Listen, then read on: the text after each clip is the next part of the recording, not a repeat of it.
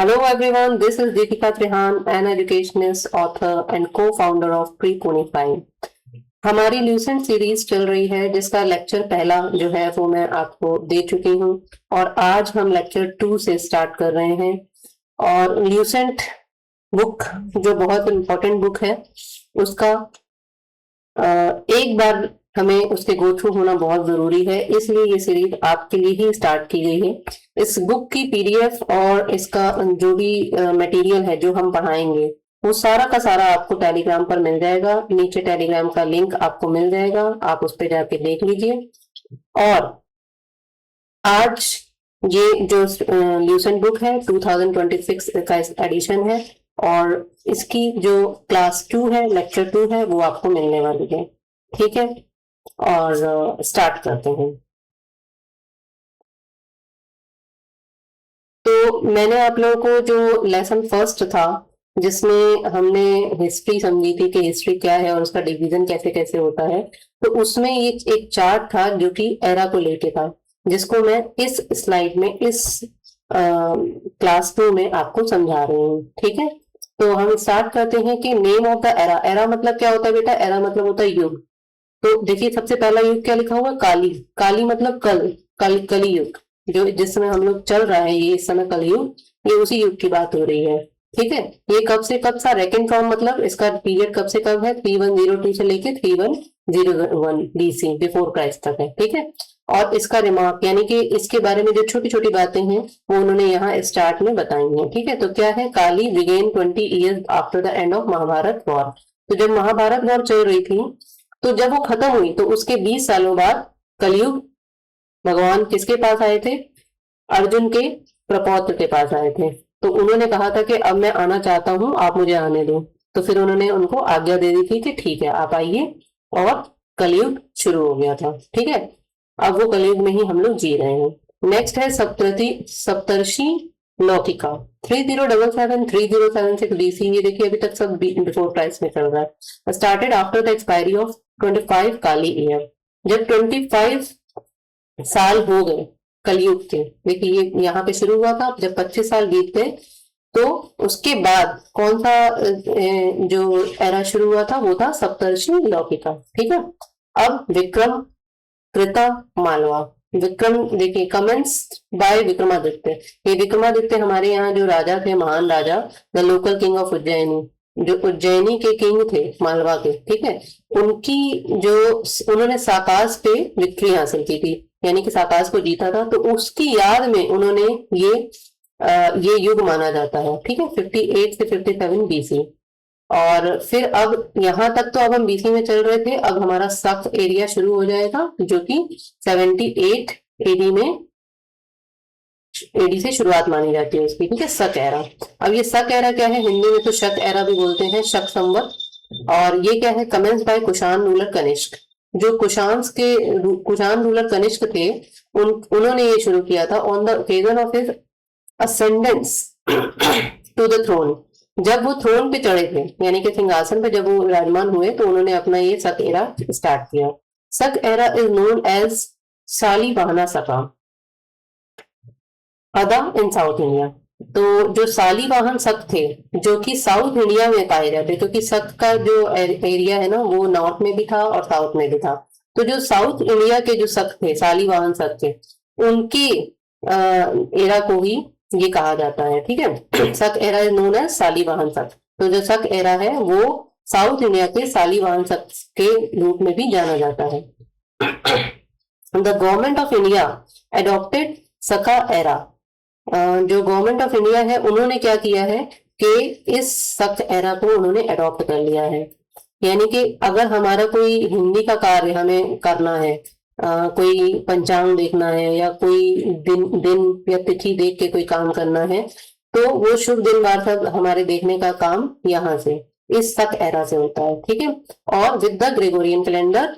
अब Gregorian calendar मैंने आपको पहले लास्ट टाइम समझाया था क्या होता है। ये क्रिश्चियंस का कैलेंडर है, तो हमारे पास एक हमारा इंडिया का कैलेंडर है जो कि शक एरा है, और एक हमारे पास अंग्रेजों का कैलेंडर है ग्रेगोरियन कैलेंडर, जो कि सारे पूरे वर्ल्ड में फेमस है। ठीक है, इसलिए उसको हम लोग ने भी अडॉप्ट किया हुआ है।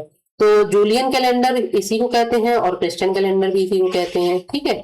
एज नेशनल कैलेंडर ये दोनों कैलेंडर्स कौन से, एक शक कैलेंडर और एक ग्रेगोरियन कैलेंडर, ये दोनों नेशनल कैलेंडर के रूप में अडॉप्ट किए गए हैं। 22 मार्च 1957 को हमने इसको अडॉप्ट किया था। देखिए 47 में हम लोग आजाद हुए थे और उसके 10 सालों बाद 57 में हमने अपना कैलेंडर पहली बार नेशनल कैलेंडर अडॉप्ट किया था। और ये जो शक एरा है ना, इसका जो सबसे पहला जो मंथ होता है वो चैत्र होता है। ये चैत्र आप सबको मालूम होगा कि जब हम लोग मार्च में नवरात्र स्टार्ट होते हैं तो हम लोग सब एक दूसरे को विश करते हैं, भाई आपको नया साल मुबारक हो। तो वो यही हमारा नया साल होता है, ठीक है। 1879 में ये शुरू हुआ था, उस ईयर में शक एरा ने, और उसका पहला मंत्र चैत्र होता है जो आदि शक्ति माँ को प्रणाम करके शुरू किया जाता है, ठीक है। हमारे यहाँ हर चीज में पहले स्त्री को नमन किया जाता है और फिर पुरुष का नंबर आता है, ठीक है। तो ये अच्छी बात है कि आप अपने से पहले अपने आगे स्त्री को रखें अगर आप एक पुरुष हैं, राइट। तो फर्स्ट मंथ चैत्र हो गया। नेक्स्ट कल्चुरी। कल्चुरी क्या है, 248 एडी है। 248 एडी में क्या हुआ था, फाउंडेड बाय अभीर किंग, ईश्वर सेन। अभीर जो रीजन था उसके जो राजा थे वो ईश्वर सेन थे। Later on used by Traikutaka ruler and Kalchuris of Chedi. देखो ये जो तारिकुट के रूलर थे ना, ये साउथ के थे, और कल्चुरीज ऑफ चेदी, चेदी एक किंगडम था, महाजनपद था, उसके जो कल्चुरीज क्लैन के लोग थे, ठीक है, उन्होंने भी इसको यूज किया था। कौन सा, कल्चुरीज, ठीक है। गुप्ता पीरियड आया, गुप्ता पीरियड में 319 से 20 एडी, और फाउंडेड बाय, अच्छा आप ये देख रहे होंगे, देखिए 319 पहले लिखा है और फिर देन 20 लिखा है, यानी कि 319 बीसी है यहाँ पे, 319 एडी नहीं है, क्योंकि अगर हम यहाँ पीछे चल रहे हैं तो यहाँ नंबर हमारा छोटा होना चाहिए, अगर हमारा नंबर बड़ा है तो यानी ये बीसी है, ठीक है। तो 319 बीसी से 20 AD. Founded by Gupta ruler Chandragupta first. तो गुप्त काल में जो चंद्रगुप्त फर्स्ट आए थे सबसे पहले, उन्होंने ये उनके नाम से ये एरा माना जाता है, क्योंकि उस देखिए हर एक काल में कोई ना कोई एक महान व्यक्ति हुआ है।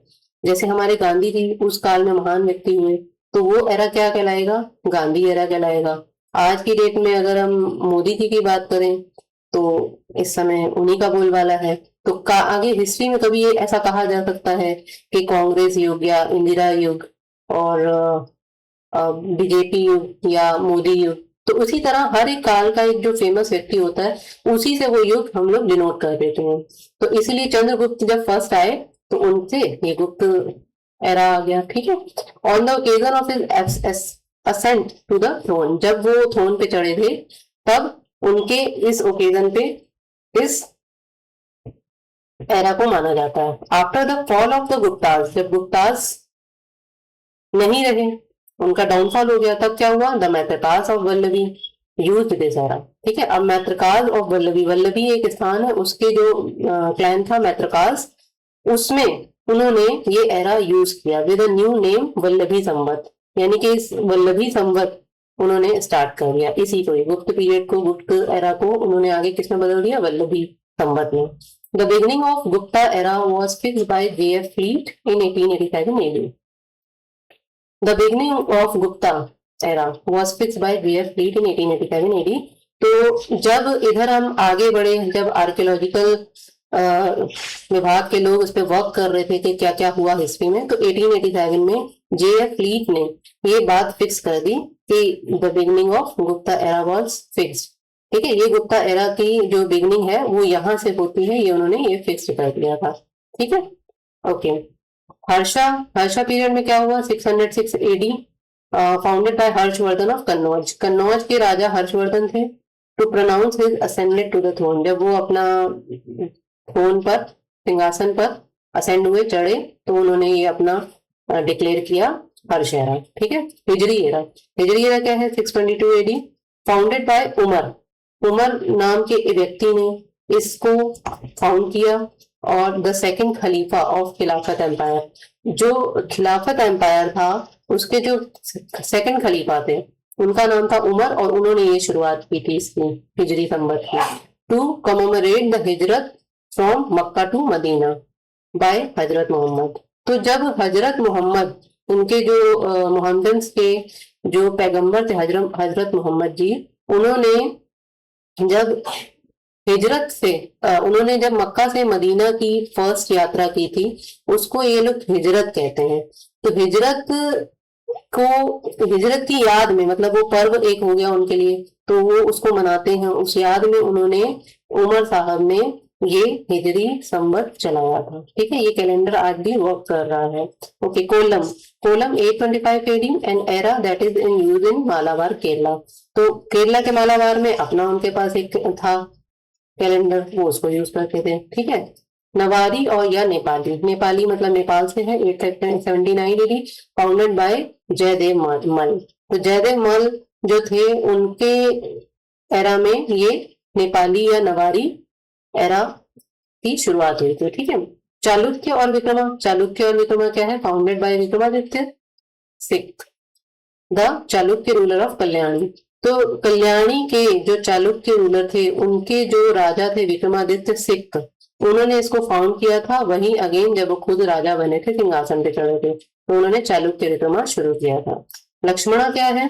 Lakshmana 1119 AD, founded by Sen ruler of Bengal Lakshman Sen. अब बंगाल में उस समय सेन रूलर्स चल रहे थे, जिनका नाम था लक्ष्मण सेन।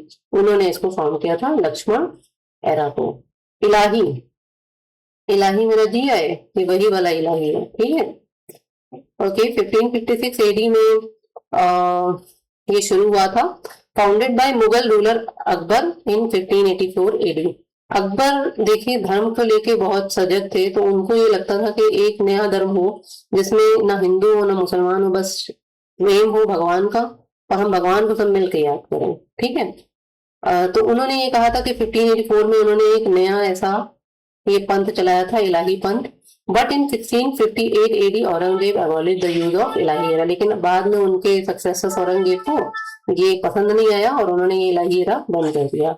ठीक है, Rajshak 1674 AD, founded by Maratha Chhatrapati Shivaji to pronounce his ascendance to the throne. आगे वही बात है कि जब छत्रपति शिवाजी महाराज आए थे, तो उन्होंने अपने थ्रोन पे चढ़ने पर राजसक की शुरुआत की थी। लेकिन अब मैं आपको इसमें एक इंपॉर्टेंट बात बता दूं कि एक तो कलयुग आपको सबको याद ही रहने वाला है कि हम लोग उसमें वर्क कर रहे हैं, मतलब हम लोग जी रहे हैं उसमें, महाभारत के बाद शुरू हुआ।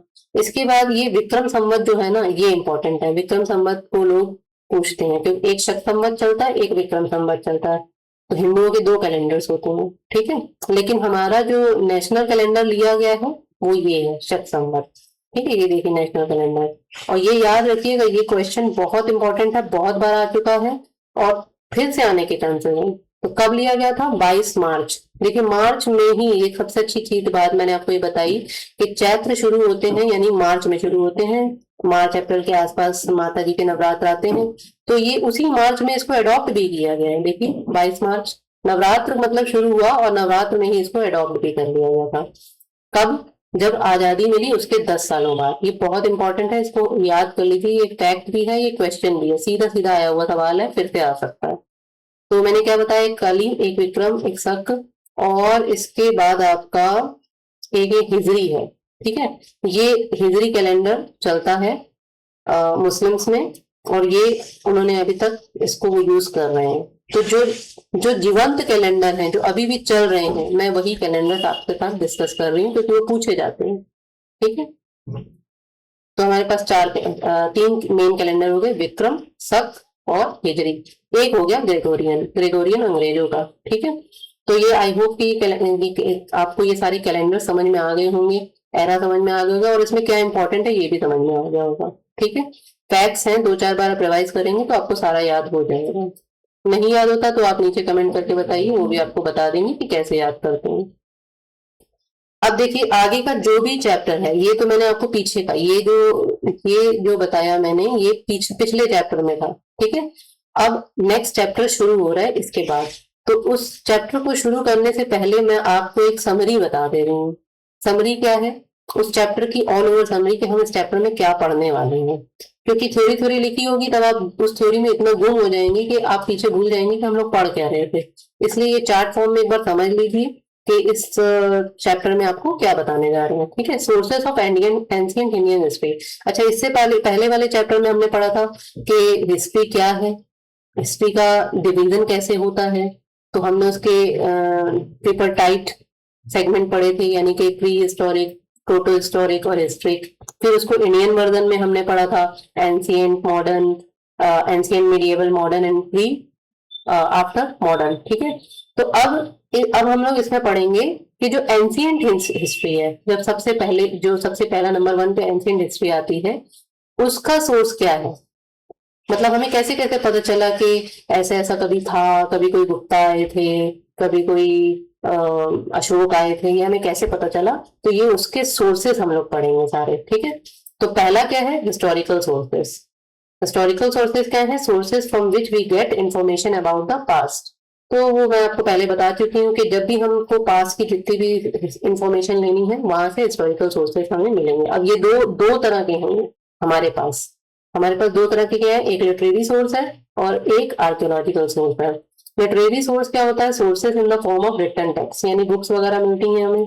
और आर्कियोलॉजिकल क्या है, sources obtain from excavations and remains, यानी कि कहीं मान लीजिए कुछ खुदाई करी और खुदाई में हमें क्या मिल गया, हमें कुछ मिल गया उस समय का, उस जमाने का, मान लीजिए कोई लोटा मिल गया, कोई कंगन मिल गया, कोई मूर्ति मिल गई, तो ये आर्कोलॉजिकल सोर्सेज होते हैं। और कभी कभी कोई रिमेन्स मिलते हैं, ऐसा कहा जाता है कि बहुत प्राचीन जगह पे उनका रथ मिला है महाभारत काल का, तो ये आर्कोलॉजिकल सोर्सेज हैं। ठीक है, अच्छा, अब लिटरेरी सोर्सेज में क्या है, लिटरेरी सोर्सेज में इंडिजिनस, यानी इंडी मतलब इंडिया, भारत के जो सोर्सेज हैं वो हैं, और फॉरेन सोर्सेज हैं। ठीक है, भारत के सोर्स क्या है, Indian origin, created in India, ये सब इंडिया में ही बनाए गए हैं, मतलब लिखे गए हैं इंडिया में और इंडिया से ही प्राप्त हुए हैं। और इसी तरह फॉरेन है जो एक्सटर्नल ओरिजिन है, यानी कि वहां बैठ के उन्होंने लिखे या वो भारत में आए तब उन्होंने लिखे, written by foreigners about India. जब आते थे ना बाहर के यात्री, चाहे वो कोई बिजनेस करने आते थे या क्या कहते हैं पढ़ाई करने आते थे, या कभी कभी इस चीज का ज्ञान लेने आते थे कि चिकित्सा कैसे करें। ठीक है, तो वो जो भी फॉरेनर्स आए उन्होंने जो जो भी लिखा वो सारा हिस्ट्री बन गया, और उसका हम लोग जो है अध्ययन करते हैं और हमें पता चल जाता है। अब इंडिजिनस में क्या है, इंडिजिनस में भी, यानी कि इंडिजिनस जो रिटन टेक्स्ट है उसमें भी हमारे पास एक रिलीजियस टेक्स्ट है। और ये रिलीजियस टेक्स्ट इतना इंपॉर्टेंट है, ये आज भी चल रहा है, लोग अपने रिलीजन को बिल्कुल प्रिजर्व करके रखते हैं, संभाल के रखते हैं। तो हमारे पास ये सारे आज भी हैं, इवन घर घर में गीता तो रखी ही हुई है, राइट, और रामायण पढ़ते ही हैं लोग। ठीक है, तो रिलीजियस टेक्स्ट कौन से हो गए, जैसे वैदिक वैदिक काल के टेक्स्ट, जैसे गीता, रामायण, महाभारत, ठीक है, उपनिषद, वेद, और ये सब क्या आते हैं, ये वैदिक पीरियड, वैदिक काल के सब ब्राह्मणिक में आते हैं। ठीक है, ब्राह्मणिक लिटरेचर कहा जाता है इसको। और जैन धर्म का जैन लिटरेचर हो गया, बुद्धिस्ट का बुद्धिस्ट लिटरेचर हो गया। और इस तरह से अब ये हो गया रिलीजियस और ये हो गया नॉन रिलीजियस। नॉन रिलीजियस मतलब सेक्युलर, वो कौन सा है, वो प्रॉपर हिस्टोरिकल है। जैसे किसी राजा के ऊपर किसी पोएट ने लिखा, तो वो क्या है, वो अपने राजा के बारे में बता रहा है, दरबार के बारे में बता रहा है मेरा राजा कितना ब्रेव है, कितना दयालु है और न्याय बहुत अच्छा करता है, उसका शासन एकदम राम राज्य की तरह चल रहा है। तो वो सब जो उसने बातें बताई वो क्या हो गई, हिस्टोरिकल फैक्ट्स हो गए। फिर सेमी हिस्टोरिकल हो गया, और फिर बायोग्राफिकल। बायोग्राफिकल मतलब उनके ऊपर बायोग्राफीज लिखी हुई है, जैसे राजाओं के ऊपर। तो ये सारा हम लोग को सेकुलर हमारा लिटरेचर हो गया।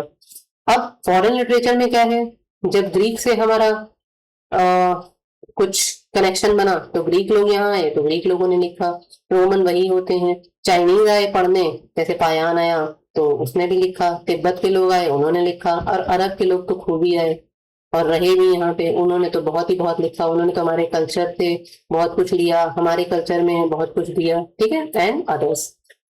अब आर्कियोलॉजिकल सोर्सेज क्या है, पेंटिंग्स मिल रही हैं, जैसे गुफा में कोई पेंटिंग मिल रही, केव में स्कल्पचर्स मिल रहे हैं, कोई मूर्ति मिल रही है, कॉइन्स मिल रहे हैं, इंस्क्रिप्शंस मिल रहे हैं। इंस्क्रिप्शन मतलब लेख, ठीक है, कुछ लिखा हुआ मिल रहा है। मॉन्यूमेंट्स मिल रहे हैं, जैसे सांची का स्तूप है, और सील्स। सील ये वो वाली सील जो जल में होती है वो वाली सील नहीं है समुद्र में, ये सील एक मोहर होती है। ठीक है, अब आप इस चार्ट को बड़े अच्छे से ध्यान से एक बार देख लें, क्योंकि अब इसके बाद जब चैप्टर शुरू होगा तो वर्ड्स के जाल में हम लोग फंसते चले जाएंगे, फिर हमें नहीं समझ में आएगा कि हम कहाँ क्या पढ़ रहे हैं। इसलिए एक बार अगर हमें यहीं पे ये चार्ट याद हो जाए तो हमें समझ में आता रहेगा कि अच्छा हेडिंग क्या चल रही है और उसी की डिटेल हमको वो बता रहे हैं। ठीक है, ऐसे एक छोटा सा रिवीजन करते हैं यहाँ पे। Sources of ancient Indian history, यानी कि इंडियन हिस्ट्री के सोर्स क्या है। हिस्टोरिकल सोर्स है। हिस्टोरिकल सोर्स दो पार्ट में बटे हैं, एक हमारे पास लिखित में लिटरेरी सोर्स है बुक्स का, और एक आर्कियोलॉजिकल सोर्स है। लिटरेरी में भी बुक्स में क्या है, एक हमारे भारत की बुक्स है, एक फॉरेन की बुक्स है। और भारत की बुक्स में भी क्या है, एक रिलीजियस है, एक नॉन रिलीजियस है। और जो फॉरेन है वो ये फॉरेनर जो अलग अलग जगह से आए उनके अपने अपने टेक्स्ट हैं। और आर्कियोलॉजिकल सोर्सेज में क्या है, ये पेंटिंग, स्कल्पचर, कॉइन्स, ये सब हमारे पास है। ठीक है, अगर ये चार्ट आपको एक बार याद हो गया है तो आप अगर मेंस भी लिख रहे हैं ना तो यहाँ से सीधा आपके दिमाग में रहेगा और आप मेंस में इसको विस्तार दे सकते हैं। खैर मेंस की तो अभी हम प्रिपरेशन नहीं कर रहे हैं, तो हम प्री की प्रिपरेशन कर रहे हैं। तो प्री में आपको ये एक बार याद हो गया तो इससे रिलेटेड क्वेश्चन आपको आएंगे तो आप ये समझ जाएंगे कि ये पूछा कहाँ से गया है। कभी कभी स्मार्ट गेस करना पड़ता है, तो हमें एरा पता हो हमने ये चीज यहाँ पढ़ी थी तो हम उससे भी टिक कर लेते हैं, इसलिए ये इंपॉर्टेंट चार्ट है। ठीक है, अब नेक्स्ट स्लाइड पे चलते हैं। फाइनली आपका ये चैप्टर शुरू हो रहा है। ठीक है, यहाँ से चैप्टर शुरू हो रहा है एंशिएंट इंडिया यानी प्राचीन भारत। हिस्टोरिकल सोर्सेस यानी कि ऐतिहासिक स्रोत। हमारे पास पुराने स्रोत क्या हैं, the source that give information about the events of past time are known as historical sources. तो जो पास्ट टाइम का जितना भी हमारे पास इंफॉर्मेशन है उसके जो सोर्सेस हैं वो हिस्टोरिकल सोर्सेस कहलाते हैं। There are two types of historical sources, दो टाइप के हिस्टोरिकल सोर्सेस हैं। अब देखिए, अब आप वर्ड में खोएंगे नहीं, अब आपको याद आता रहेगा कि हम पीछे क्या पढ़ते हैं। तो दो टाइप के सोर्सेस क्या है, एक लिटरेरी सोर्सेस और एक आर्कियोलॉजिकल सोर्सेस। ठीक है, मैं ये क्लियर कर चुकी हूँ, यहाँ पे डबल डबल बार आपको क्लियर नहीं करूंगी क्योंकि आप समझ चुके हैं। Compare to literary sources, literary sources compared to literary sources, archaeological sources are believed to be more reliable। वो ये कहते हैं इतिहासकार कि जो हम लिखा हुआ पढ़ रहे हैं वो उसकी तुलना में जो हमें मिल रहा है आंखों देखा, कि भाई हमें एक मटका मिला या हमें कोई गहने मिले या हमें कोई पत्थर का बना हुआ औजार मिला, तो वो इसको ज्यादा बिलीव करते हैं कि देखो ये हमारी आंखों के सामने है। बुक में तो फिर भी शायद कोई कुछ बनगढ़ंत लिखा हो या कोई काल्पनिक बुक लिखी हो, कोई स्टोरी लिखी हो, तो उस पे ज्यादा वो बिलीव ना करके आर्कियोलॉजिकल सोर्सेस पे ज्यादा बिलीव करते हैं, because it is almost impossible to change them. इसको चेंज नहीं कर सकते। अब आज हम कोई बुक लिखें, धीरे धीरे धीरे धीरे उसमें चीजें कुछ कुछ कुछ कुछ ऐड करते रहे, 20-25 हजार साल बाद वो बुक कैसी हो जाएगी, उसका स्वरूप क्या हो जाएगा, कोई नहीं जानता। ठीक है, तो इसलिए वो ये कहते हैं कि जो हम आंखों से देख रहे हैं उस पर हम ज्यादा बिलीव करेंगे, वो है archaeological sources. That's why as historical evidence the archaeological sources take precedence over the literary sources. Literary sources के ऊपर आर्कियोलॉजिकल सोर्सेस को रखा जाता है। ठीक है, लेकिन इसका मतलब ये नहीं है कि हमारे लिटरेरी सोर्सेस एकदम नगण्य हो गए, जानकारी वो भी हमें दे रहे हैं। ठीक है, the archaeological sources are more important to the study of ancient India. तो आर्कियोलॉजिकल सोर्सेज जो है वो एंशिएंट इंडिया की स्टडी करनी हो तो ज्यादा इंपॉर्टेंट है। देखिए एक ही बात को उन्होंने बार बार कहा है, लेकिन ठीक है कि हमारे आर्कियोलॉजिकल सोर्सेस ज्यादा इंपॉर्टेंट है। अब इसमें क्या है बेटा, देखिए श्रुति टेक्स्ट है और स्मृति टेक्स्ट है। अब मैं आपको श्रुति टेक्स्ट और स्मृति टेक्स्ट बताती हूँ।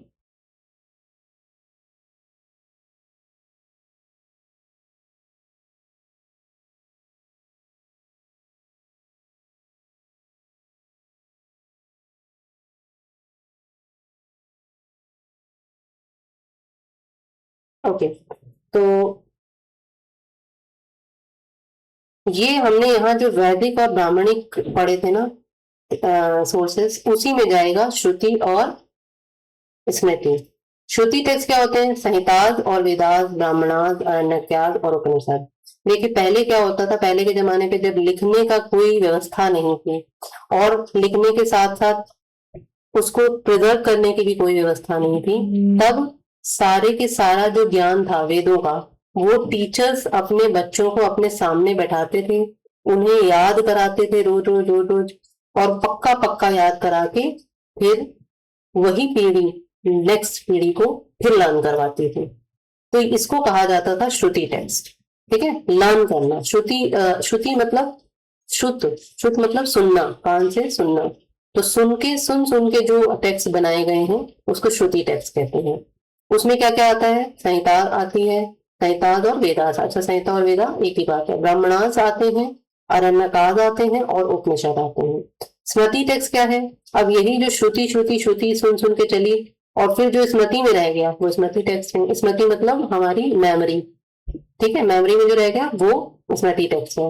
वेदांगास और सूत्रास, वेदांग हो या सूत्र हो, जैसे पातंजल सूत्र है, ठीक है, ये इसमें जाते हैं स्मृति टेक्स्ट में। स्मृतिज जाती हैं, एपिक्स जाते हैं। एपिक्स मतलब जैसे रामायण महाभारत, ठीक है, महाकाव्य, ये लिखा गया रामायण और महाभारत। एंड पुराणास, गरुड़ पुराण है, विष्णु पुराण है, भागवत पुराण है जिसकी कथा लगातार होती है, और शिव पुराण है, उसकी कथा भी हमारे यहाँ पे बहुत कराई जाती है भारत में। ठीक है, तो ये पुराण किस काल से आते हैं, वैदिक टाइम से हैं और स्मृति टेक्स्ट में आते हैं। अच्छा, ये यहाँ से सवाल बनते हैं बेटा, तो इसलिए इनको याद रखना। देयर आर 4 संहितास और वेदास। 4 तरह की संहिता है, 4 वेद हैं। 4 वेद सबको मालूम है कौन से हैं, उसको संहिता भी कहते हैं। कभी वेद की जगह संहिता लिखा हो तो आप कंफ्यूज ना करें, वही 4 चीजें हैं। ऋग्वेद है, यजुर्वेद, सामवेद एंड अथर्ववेद। ठीक है। लिटरेरी सोर्सेस क्या है, literary sources are divided into 2 categories.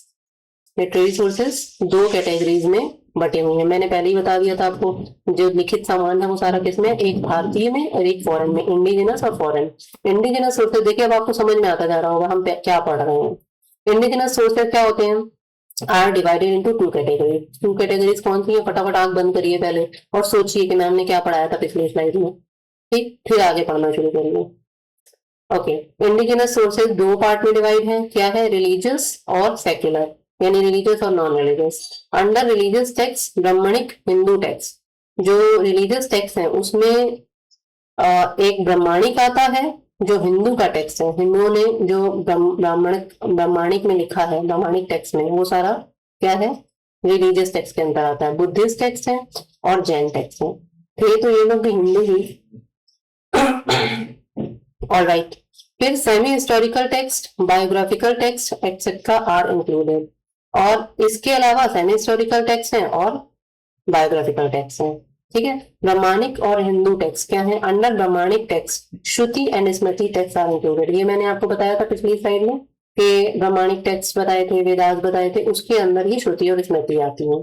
Secular text क्या है, सेक्युलर टेक्स्ट देखिए 2 पार्ट में बटा है ना, इंडिजिनस, उसमें सेक्युलर टेक्स्ट क्या है, under secular text historical text, semi historical and biographical text are included. मुझे लगता है कि मैं पहले चार्ट में बता चुकी हूँ और अब हम लोग दोबारा पढ़ रहे हैं। अब तक तो हमें याद ही हो गया होगा कि कैसे कैसे एंशिएंट इंडिया के जो सोर्सेस हैं वो डिवाइडेड हैं। ठीक है, अब सेक्युलर टेक्स्ट तक हम लोग पढ़ चुके हैं, आगे पढ़ते हैं।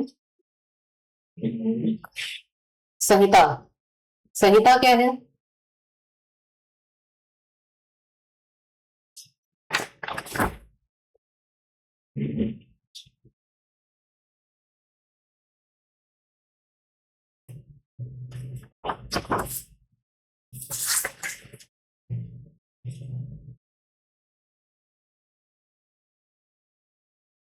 तो संहिता और वेदा, मैंने पहले ही कहा था आपको कि संहिता और जो वेदा है वो क्या है, एक ही चीज है।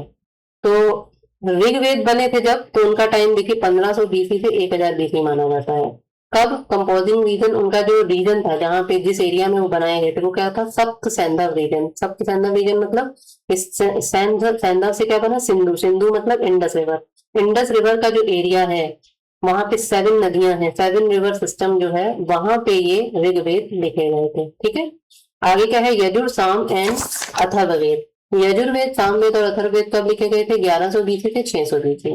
कुरु पांचाल रीजन, ठीक है। कुरु लोग वो थे जो पांडव लोगों का, कौरवों लोगों का वो था, और पांचाल जहां से द्रौपदी आई थी, ठीक है, उस एरिया में, उस रीजन में ये 3 वेद बाद में लिखे गए थे। सबसे पहले ऋग्वेद आता है। Vedas throw more light on religious, social and economic life and less light on political life of the Aryans. सबसे पहले हमारे यहाँ कौन आए थे? आर्यन आए थे। आज हम लोग कौन है? हम लोग आर्य ही हैं, ठीक है। तो जो ये वेद हैं, ये रिलीजियस यानी धार्मिक बात, उस समय के समाज की बात, उस समय इकोनॉमी कैसी थी, इस पे ज्यादा जोर डालते हैं, बजाय कि वहां की पॉलिटिकल लाइफ कैसी थी, ठीक है। From point of view of history, history के पॉइंट ऑफ व्यू से Rigveda and Atharvaveda have more important than Yajurveda और सामवेद। अगर हिस्ट्री की बात की जाए, ये जानना हो कि एग्जैक्ट एरा क्या था, राजा महाराजा क्या क्या थे, उनका पॉलिटिकल जीवन कैसा चल रहा था, तो ये सब जानने के लिए हमारे लिए ऋग्वेद और अथर्ववेद ज्यादा इंपॉर्टेंट है, ठीक है। यानी कि फर्स्ट ऋग्वेद और लास्ट अथर्ववेद ज्यादा इंपॉर्टेंट है। अच्छा, the composing time of Brahmanas is 1000 BC to 600 BC। अब ये जो ब्राह्मणास लिखे गए थे, ठीक है, जिसमें श्रुति और स्मृति आता है, वो 1000 BC से 600 BC में लिखे गए थे। सतपथ ब्राह्मण, अब ये ब्राह्मण ये नाम है, ठीक है। जैसे कि हमने बताया आपको पुराण, तो विष्णु पुराण, उस पुराण का नाम विष्णु पुराण है। इसी तरह ब्राह्मण लिखे गए, उसका नाम सतपथ ब्राह्मण है। सतपथ ब्राह्मण क्या करता है? थ्रोज लाइट ऑन गांधार, शल्य, Kaikeya etcetera of north west region, ठीक है। अगर आपने, और एंड कुरु, पांचाल, कौशला, विदेश states of east region of India. अगर आपने महाभारत देखी हो, तो महाभारत का जब युद्ध हुआ था, जब युद्ध शुरू होता है, तो ये सारे नेम्स बोले गए हैं कि भाई गांधार नरेश आए, शल्य नरेश आए, इधर कैकेय नरेश आए। तो ये सारे नरेश मतलब किंग्स, यहाँ के किंग्स के आए और उन्होंने युद्ध में भाग लिया। अगर आपने महाभारत को देखा है या पढ़ा है या सुना है, ठीक है। तो शतपथ ब्राह्मण कहाँ के बारे में बताती है? ये सारे एरियाज के बारे में बताती है कि गांधार, शल्य, कैकेय और ये जो नॉर्थ वेस्ट रीजन है, ठीक है। और कुरु, पांचाल, कौशल, विदेश, ये जो ईस्ट रीजन है हमारे भारत का, ये वहां के एरियाज थे, ठीक है। The composing time of Aranyakal. अब जब ब्राह्मणाद लिख लिए गए तो फिर अरण्यकाल लिखे गए। अरण्यकाल लिखे गए तो उसका टाइम क्या रहा? उसका टाइम भी वही रहा, 1000 BC से 600 BC, सेम इसी की तरह। The historical importance of Aranyakal is negligible.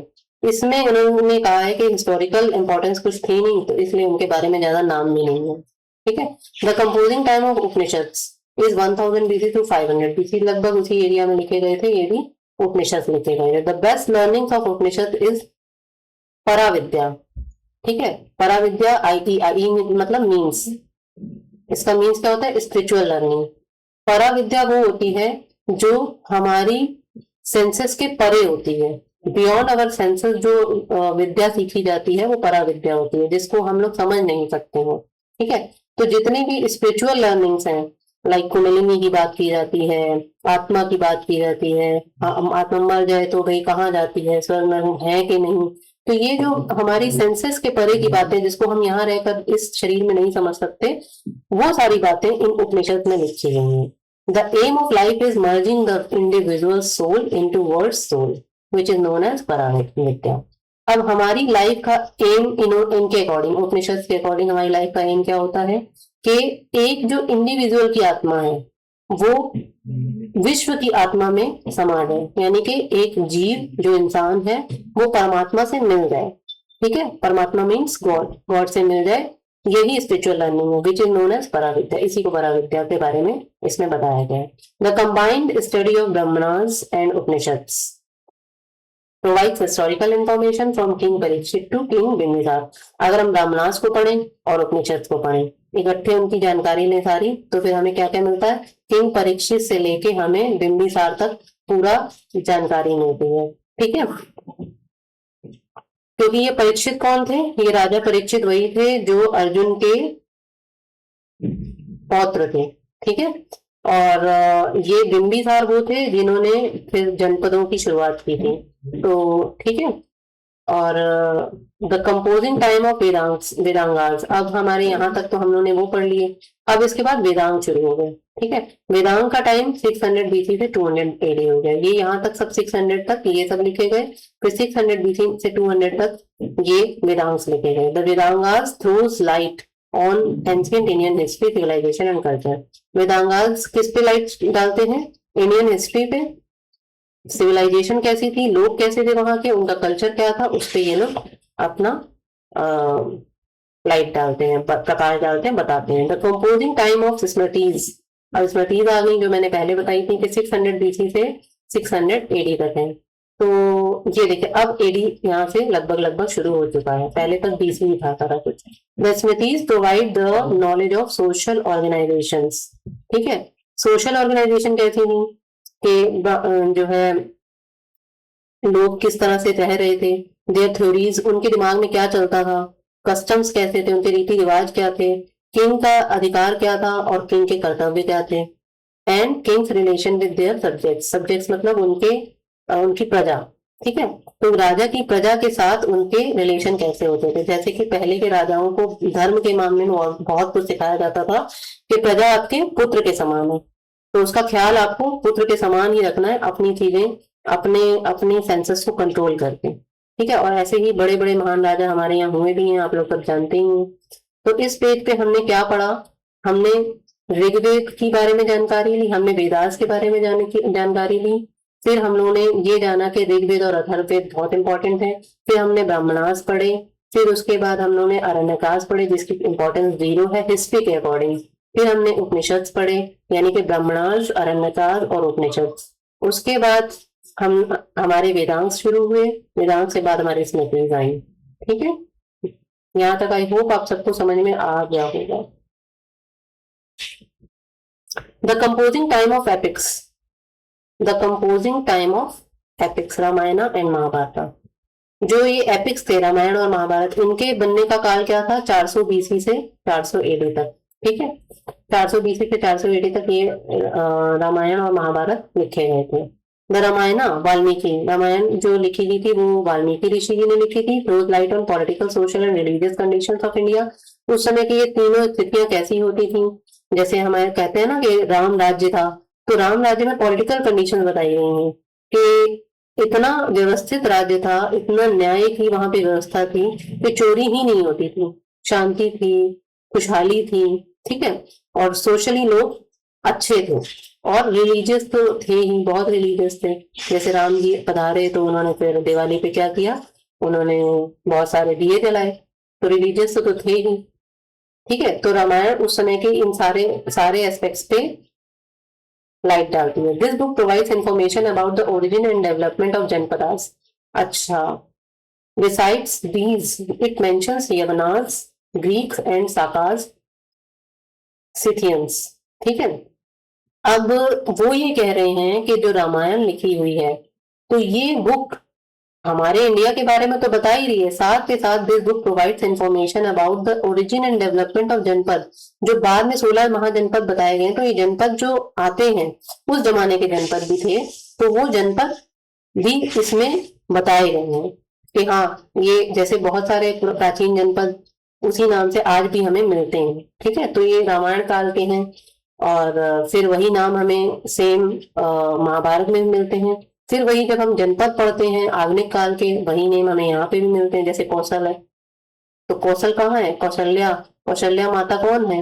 वो राम जी की जो माँ है, उन्हीं से वो कौशल बना है, तो वो अब तक नेम वो चल रहा है, ठीक है। और इसके अलावा वो यवंस जो ग्रीक थे और साकाज जो सिथियंस थे, उनके बारे में भी वो जानकारी बताते हैं, ठीक है। तब महाभारत वेद व्यास, अच्छा महाभारत जो है वो वेद व्यास जी ने लिखी थी, ठीक है, जिन्होंने दिव्य दृष्टि दी थी इसको धृतराष्ट्र के जो आगे संजय बैठा हुआ था उनको उन्होंने वेद व्यास जी ने दिव्य दृष्टि दी थी, ठीक है। तो उन्हीं ऋषि ने ये महाभारत लिखा था। Throws light on political, social, religious conditions of India, वही हो गया ऑफ दैट टाइम।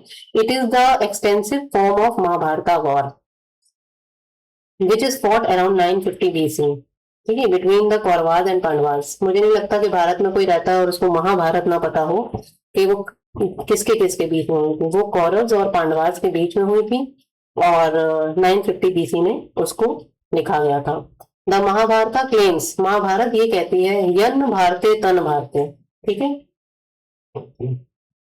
यानी कि ये संस्कृत में लिखा हुआ है जिसका मीनिंग क्या है, which is not in Mahabharata that is not found in Bharat. अगर महाभारत में कुछ आपको नहीं मिलता है तो आप ये मान लीजिएगा कि वो भारत में ही नहीं मिलता है, राइट। यानी कि जितने भी इमोशंस हैं और जितने भी तरीके हैं, जितने भी हमारे लड़ने के टूल्स थे उस समय के, जो भी बताया गया पूरा महाभारत में, एक एक बात का डिस्क्रिप्शन गहरा लंबा चौड़ा है। पराविद्या के बारे में बताया गया है, तपस्या के बारे में बताया गया है, और उस समय जो दिव्यास्त्र होते थे उनके बारे में बताया गया है। यानी कि जो भी चीजें हैं सारी की सारी बहुत एक्सटेंसिवली उसमें कवर की गई हैं। तो इसलिए वो ये कह रहे हैं कि जो चीज महाभारत में आपको नहीं मिली वो समझ लेना कि भारत में ही नहीं थी, होती तो पक्का पक्का महाभारत में भी लिखी होती। तो जब हमारे पास इतना बड़ा सोर्स है तो we must believe. Okay, Girivraj the capital of Magadh, Magadh की कैपिटल उस समय गिरिव्रज थी, बाद में बदल गई थी, इज मेंशन्ड इन इट। तो मगध की राजधानी बताया गया है कि गिरिव्रज थी उस समय महाभारत के टाइम पे। The Mahabharata informs us that the Panchal state was in existence from the time of Mahabharata. देखिए मैंने आपको बताया था पांचाली थी, पांचाली कौन थी, द्रौपदी थी, और द्रौपदी के जो पिता थे वो पांचाल नरेश कहलाते थे। तो महाभारत के टाइम से ये पांचाल स्टेट चल रहा है, ठीक है। And beside this it mentions Huns along with Yavanas and Sakas. अब हमारे आसपास जो एरिया था उसके बारे में भी देखो उन्होंने बता रखा है कि हूण भी थे उस समय, यवन भी थे उस समय, और साकास भी थे उस समय, और ये बाद में अब तक चल रहे हैं। जैसे हम आर्य तब से लेके अब तक चल रहे हैं, तो उसी तरह से यवन और शक भी चले, हमारे भारत पे इन्होंने भी राज्य किया था, ठीक है। The composing time of Puranas, Purana जो है उनका कंपोजिंग टाइम क्या है, इज 400 BC टू 400 AD। तो 400 BC से लेके 400 AD तक हमारा जो पुराण बनाए गए थे, the Puranas throws light on history of India from very beginning to Gupta period. Gupta period बहुत शुरुआत से लेके गुप्त पीरियड तक, यानी कि वो जो हमारे चंद्रगुप्त आए, सॉरी चंद्रगुप्त नहीं, वो मौर्य काल के थे हमारे। कौन आए थे हमारे गुप्ता पीरियड में, चलिए आप कमेंट करके बताइएगा। तो जो पुराणास हैं उसमें क्या लाइट किसके ऊपर थ्रो की गई है, गुप्ता पीरियड, शुरुआत से लेके गुप्त पीरियड तक, जैसे कुमार गुप्ता है, समुद्र गुप्ता है, ठीक है, वहां तक ये पूरी जानकारी दी गई है। जनरली पुराणास है 5 सेगमेंट्स। अब पुराण के भी 5 सेगमेंट्स हैं, कौन से हैं, सर्ग, प्रतिसर्ग, वंशा, मनवंतर और वंशानुचरितम, ठीक है। अब क्या है, सर्ग में क्या है, क्रिएशन ऑफ यूनिवर्स, ये ब्रह्मांड कैसे बना, ये सारा का सारा सर्ग में बताया गया है कि सबसे पहले एक शक्ति थी, प्रकाश था, फिर उसने अपने आप को प्रकट किया विष्णु के रूप में, और फिर विष्णु भगवान ने ब्रह्मा को प्रकट किया, फिर ब्रह्मा, और इस तरह से शिव जी का भी सृजन हुआ, फिर प्रजापति ब्रह्मा का सृजन हुआ, सरस्वती माता का सृजन हुआ। इस तरह से ये पूरा ब्रह्मांड धीरे धीरे धीरे धीरे कैसे कैसे बना, वो पूरा सब कुछ किसमें बताया गया, सर्ग में। और प्रति सर्ग में क्या बताया है, रिक्रिएशन, यानी कि एक बार जब प्रलय आती है और खत्म हो जाता है सारा ब्रह्मांड, फिर दोबारा जब बनता है, तो ये सारी प्रोसेस प्रति सर्ग में बताई गई है। वंशा में क्या बताया गया है, genealogy of gods and the sages. भगवान की जेनोलॉजी क्या है, जेनोलॉजी समझते हैं, जेनोलॉजी होती है कि एक के बाद एक कौन आया, गॉड्स में एक के बाद एक कौन आए, और साधुओं में एक के बाद एक कौन साधु आए, ठीक है, उनकी आगे कैसे कैसे, जैसे एक साधु है उसका ये बेटा रहा, ये उसके आगे फिर उसका शिष्य रहा, ये सब आगे बताते हैं। तो उनकी जीनोलॉजी के बारे में वंशा में बताया गया। और मनवंतर में क्या है, एपॉक्स ऑफ मनु, मनु के बारे में, मनु राजा थे जो सबसे पहले इंसान माने जाते हैं हमारे यहाँ पे धरती पे।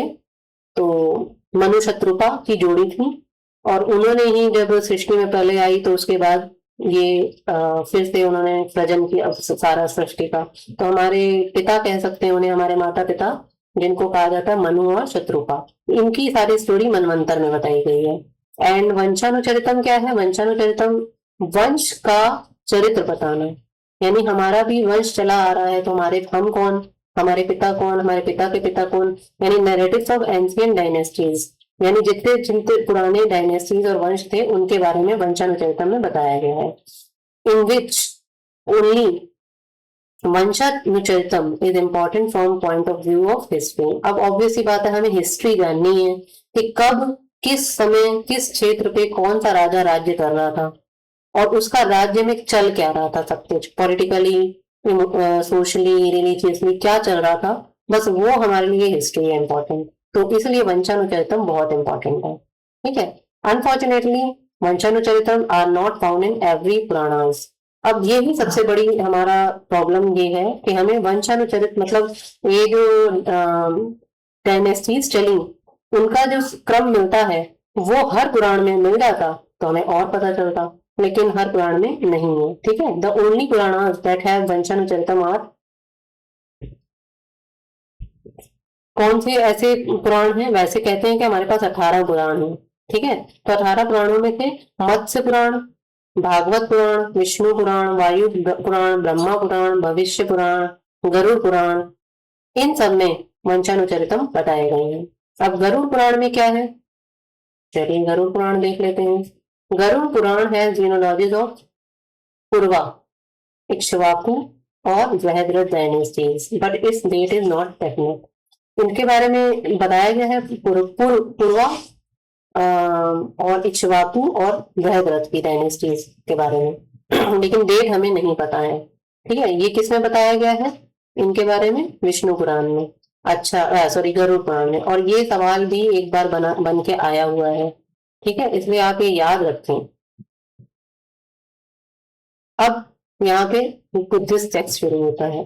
तो जब बुद्ध आए उनका एरा शुरू हुआ तो उनके बारे में लिखा गया, जब उनके बारे में कुछ लिखा गया तो बुद्धिस्ट टेक्स्ट शुरू हो गया। ठीक है। अब बुद्धिस्ट टेक्स्ट में क्या है, Buddhist text are divided into 2 categories, Pali text और अनुपाली टेक्स्ट। पाली उस समय पाली लैंग्वेज होती थी इसलिए पाली टेक्स्ट है और अनुपाली टेक्स्ट है। Among Pali text Tripitaka, Dipavamsa, Mahavamsa, Milinda Panha etcetera are important text. ये इतने इम्पोर्टेंट टेक्स्ट हैं बेटा, इसमें से अपने अपने नाम से एक एक सवाल बना हुआ है। दीप वंशा से एक सवाल बना है, महावंशा से सवाल बना है, मिलिंद पन्नु से सवाल बना है, त्रिपिटक से अपने तरह के सवाल है। तो ये नाम आप बिल्कुल पक्के पक्के याद करेंगे और इनके बारे में आगे जब बुद्धिस्ट चैप्टर पढ़ाया जाएगा तो वहां पे आपको समझाया जाएगा। ठीक है। और जो घटना चक्र हमारे राहुल राव सर पढ़ाएंगे वो भी आपको इसके बारे में पूरी नॉलेज उस समय देंगे। यहाँ पे बस ये आपको ये जानना है कि इस चैप्टर में सोर्सेस क्या हैं, इसमें शॉर्ट फॉर्म में हर चीज बताई है। अभी हो सकता है आपको नहीं समझ में आ रहा हो कि किस बारे में बात कर रहे हैं, त्रिपिटक क्या होते हैं, तो बिल्कुल परेशानी की कोई बात नहीं है। ये 2 शुरुआत के चैप्टर हमें बस बेस बता रहे हैं कि कोई चीज कहाँ कहाँ से ली गई है, उसके बारे में फुल विस्तार से आगे चैप्टर्स में समझाया गया है, तो आपको पूरा समझ में आएगा। ठीक है। और तो पाली टेक्स्ट में हमारे ये 4 चीजें बहुत इंपॉर्टेंट है। Then the Tripitaka is the earliest and the most important text among Pali text. Pali text में जो त्रिपिटक हैं जैसे सुत्त पिटक, धम्म पिटक, अच्छा ये आगे बता रहे हैं। द त्रिपिटक कंप्राइजेस विनय पिटक, सुत्त पिटक और अभिधम्म पिटक। ये 3 पिटक हैं। ठीक है। पिटक से आप मतलब एक बुक है उसका नाम, जैसे पुराण है तो 18 तरह के पुराण है, ऐसे पिटक्स हैं, 3 तरह के पिटक्स हैं। ठीक है। क्या, सूत्र पिटक, विनय पिटक और अभिधम्म पिटक। अब इनके नाम भी बहुत इंपॉर्टेंट है, इनसे भी एक एक वर्ड पे एक एक सवाल है अपने आप में। ठीक है। तो ये त्रिपिटक कितने तरह के होते हैं, 3 तरह के होते हैं। इन पे जैसे सवाल आ जाता है कि कब बनाए गए, किसके एरा में बनाए गए, किसने लिखे, ठीक है, और किस पिटक में क्या लिखा है, तो ये सब आपको आगे बताया जाएगा। The Vinaya Pitaka and the Sutta Pitaka were compiled in the first Buddhist council. देखिए जब सबसे पहले बुद्ध जब चले गए इस संसार पे तो उनके जाने के बाद सबसे पहली एक संगीति हुई, यानी कि एक पहली कॉन्फ्रेंस हुई जिसमें सारे बुद्ध लोग इकट्ठे हुए, तो जिसको कहा गया फर्स्ट बुद्धिस्ट काउंसिल। 483 बीसी में ये started, held in Rajgriha Bihar. Rajgriha क्या है, बिहार की मतलब मगध की राजधानी है जो बिहार में थी उस समय। तो वहां पे सुत्त पिटक और विनय पिटक को लिखा गया था। ठीक है। पहली बुद्धिस्ट काउंसिल में। ये भी एक सीधा सीधा सवाल है, इस फैक्ट को तो यही बिलान कर लीजिए कि कौन कौन से फर्स्ट बुद्धिस्ट काउंसिल में कौन कौन से पिटक्स लिखे गए थे। विनय पिटक और सुत्त पिटक। कहाँ ये संगीति हुई थी, काउंसिल ये सबसे पहली बार कहाँ हुई थी? मगध के राजगृह में। ठीक है, अब ये सीधा बेटा क्वेश्चन है, इसको पक्का पक्का यहीं पे लर्न कर लीजिए ताकि जब आगे बुद्ध पढ़े तो वहीं पे फिर से रिवीजन हो जाए। While the Abhidhamma Pitak was compiled in the third Buddhist council, अब पहली के बाद दूसरी काउंसिल हुई, दूसरी काउंसिल के बाद तीसरी काउंसिल हुई, तीसरी काउंसिल में क्या हुआ? 250 BC में हुई। और ये तीसरी काउंसिल कहाँ हुई? पाटलिपुत्र बिहार में। देखिए ये भी बिहार में थी, इवन सेकंड वाली भी बिहार में थी और तीसरी भी बिहार में थी, और जो चौथी हुई थी वो कश्मीर में हुई थी। तो ये जो पाटलिपुत्र है बिहार का, उसमें ये जो थर्ड काउंसिल हुई उसमें फिर थर्ड पिटक को लिखा गया। थर्ड काउंसिल, थर्ड पिटक। थर्ड पिटक कौन सा? अभिधम्म पिटक। ठीक है, अभिधम्म पिटक को तीसरी बुद्धिस्ट काउंसिल में लिखा गया। इसको मैं इतना देर लेके इतना प्रेस करके जोर से क्यों पढ़ा रही हूँ?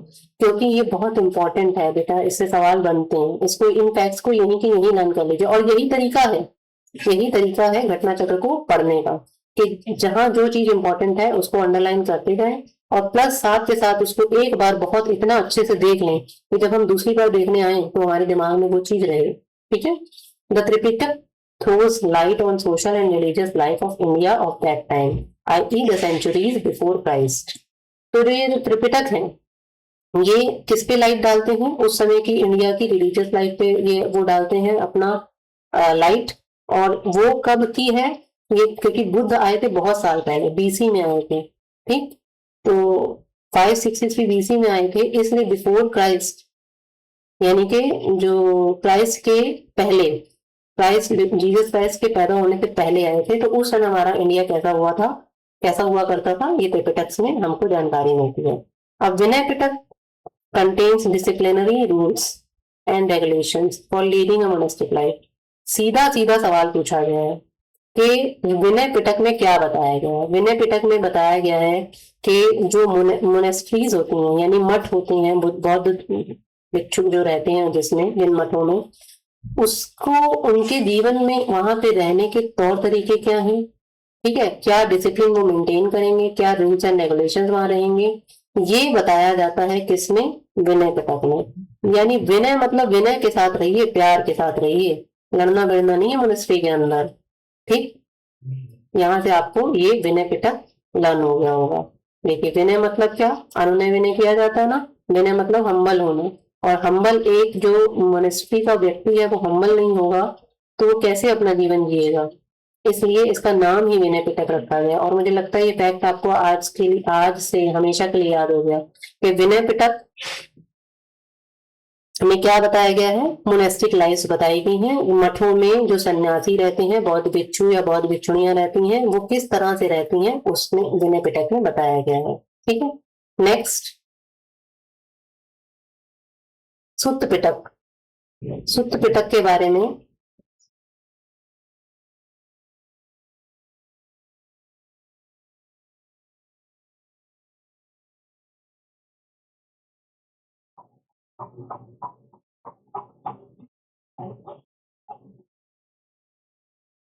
तो बेटा Sutta Pitaka is the largest and the most important text among Tripitaka. Sutta Pitaka सबसे लंबा और सबसे इंपॉर्टेंट टेक्स्ट है त्रिपिटक में से। ठीक है, और अम्बथा सुता ऑफ दिग निकाय of Sutta Pitak contains the description of the special pride of Kshatriya for blood purity। अच्छा, ये क्या है कि जो सुत्त पिटक है ना, वो भी आपके आगे बहुत सारे निकाय में बटा हुआ है। 5 निकाय हैं शायद, उसमें ये बटा हुआ है। तो एक उसमें से 5 निकायों में से ये एक दिग निकाय है। दिग निकाय में भी एक ये अम्बथा सुता है। अम्बथा सुता मतलब उसमें आपके बारे में क्या डिस्क्रिप्शन दिया गया है कि जो क्षत्रिय होते थे वो इस चीज में कितना बिलीव करते थे कि ब्लड प्योरिटी, यानी कि हम किसी अपनी जाति से बाहर किसी और जाति में विवाह नहीं करेंगे और हमारा ब्लड प्योर रहेगा। ये जो अपने मन में एक स्पेशल प्राइड वो लेके घूमते थे, गर्व की बात है हमारे लिए, ये चीज किसमें बताई गई है? अम्बता सुता में बताई गई है। ठीक है, अंगुत्तर निकाय ऑफ सुत्त पिटक। देखिए एक दिग निकाय हो गया सुत्त पिटक का, एक अंगुत्तर निकाय हो गया। और इसमें अंगुत्तर निकाय में क्या बताया गया? Contain the list of 16 महाजनपद। 16 महाजनपद जो बने थे, यानी कि अलग अलग जगह के राजा, 16 महाजनपद, वो उसकी जानकारी हमें कहाँ से मिलती है, यहाँ से मिलती है, अंगुत्तर निकाय से। अब ये आप बिल्कुल पक्का फैक्ट याद कर लीजिए, आपको देखिए कितने क्वेश्चन तो यही खड़े खड़े लर्न हो गए हैं, और ये आते हैं बेटा। और इस तरह से एक वन लाइनर में ना आए तो तीन चार फैक्ट्स के बारे में बन के आ जाते हैं, फिर आपको कहा जाता है कि इसमें से बताइए कौन कौन सा सही है, ए बी सी डी, ठीक है। तो इस तरह फैक्ट याद कर लीजिए कि अंगुत्तर निकाय में क्या बताया गया है, 16 महाजनपद बताए गए हैं, ठीक है। नेक्स्ट क्या है, जातक ऑफ खुद का निकाय। अब तीसरा निकाय हमारे पास क्या आया, एक दिग् निकाय, एक अंगुत्तर निकाय, एक हमारा अब खुद का निकाय आया। खुद का निकाय में जातक कथाएं बताई गई हैं।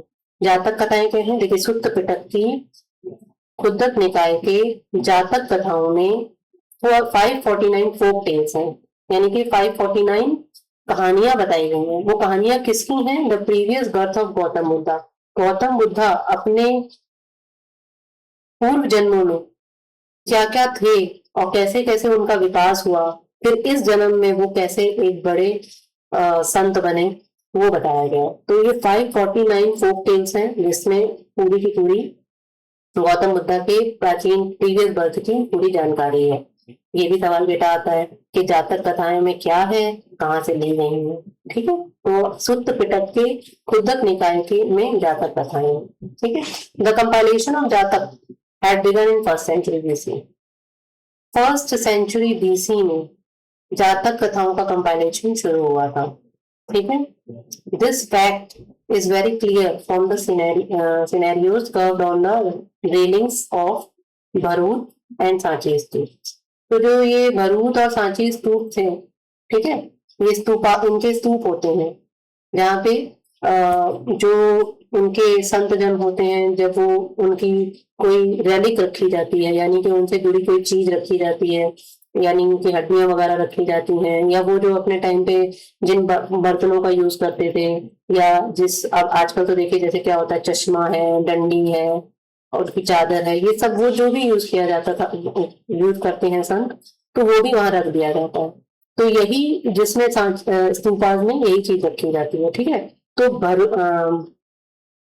भरवत और सांची स्तूप में वहां पे क्या किया गया है, this fact is very clear from the scenarios carved on the railings of Bharuch and Sanchi stupa. तो भरूच और सांची स्तूप की जो रेलिंग्स होती हैं, वहां पे जो लिखा गया है, कार्व आउट किया गया है, वहां से ये पता चलता है कि फर्स्ट सेंचुरी बीसी में जातक कथाएं लिखी गई थी।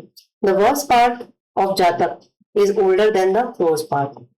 एक जातक कथाओं के दो पार्ट हैं, एक पूरा रिटर्न में प्रोज में है और एक वर्स में है। वर्स मतलब पोइट्री में, और ये जो प्रोज है ये यानी कि जिस तरह से हम लोग लिख रहे हैं ना गद्य के फॉर्म में, वो प्रोज होता है।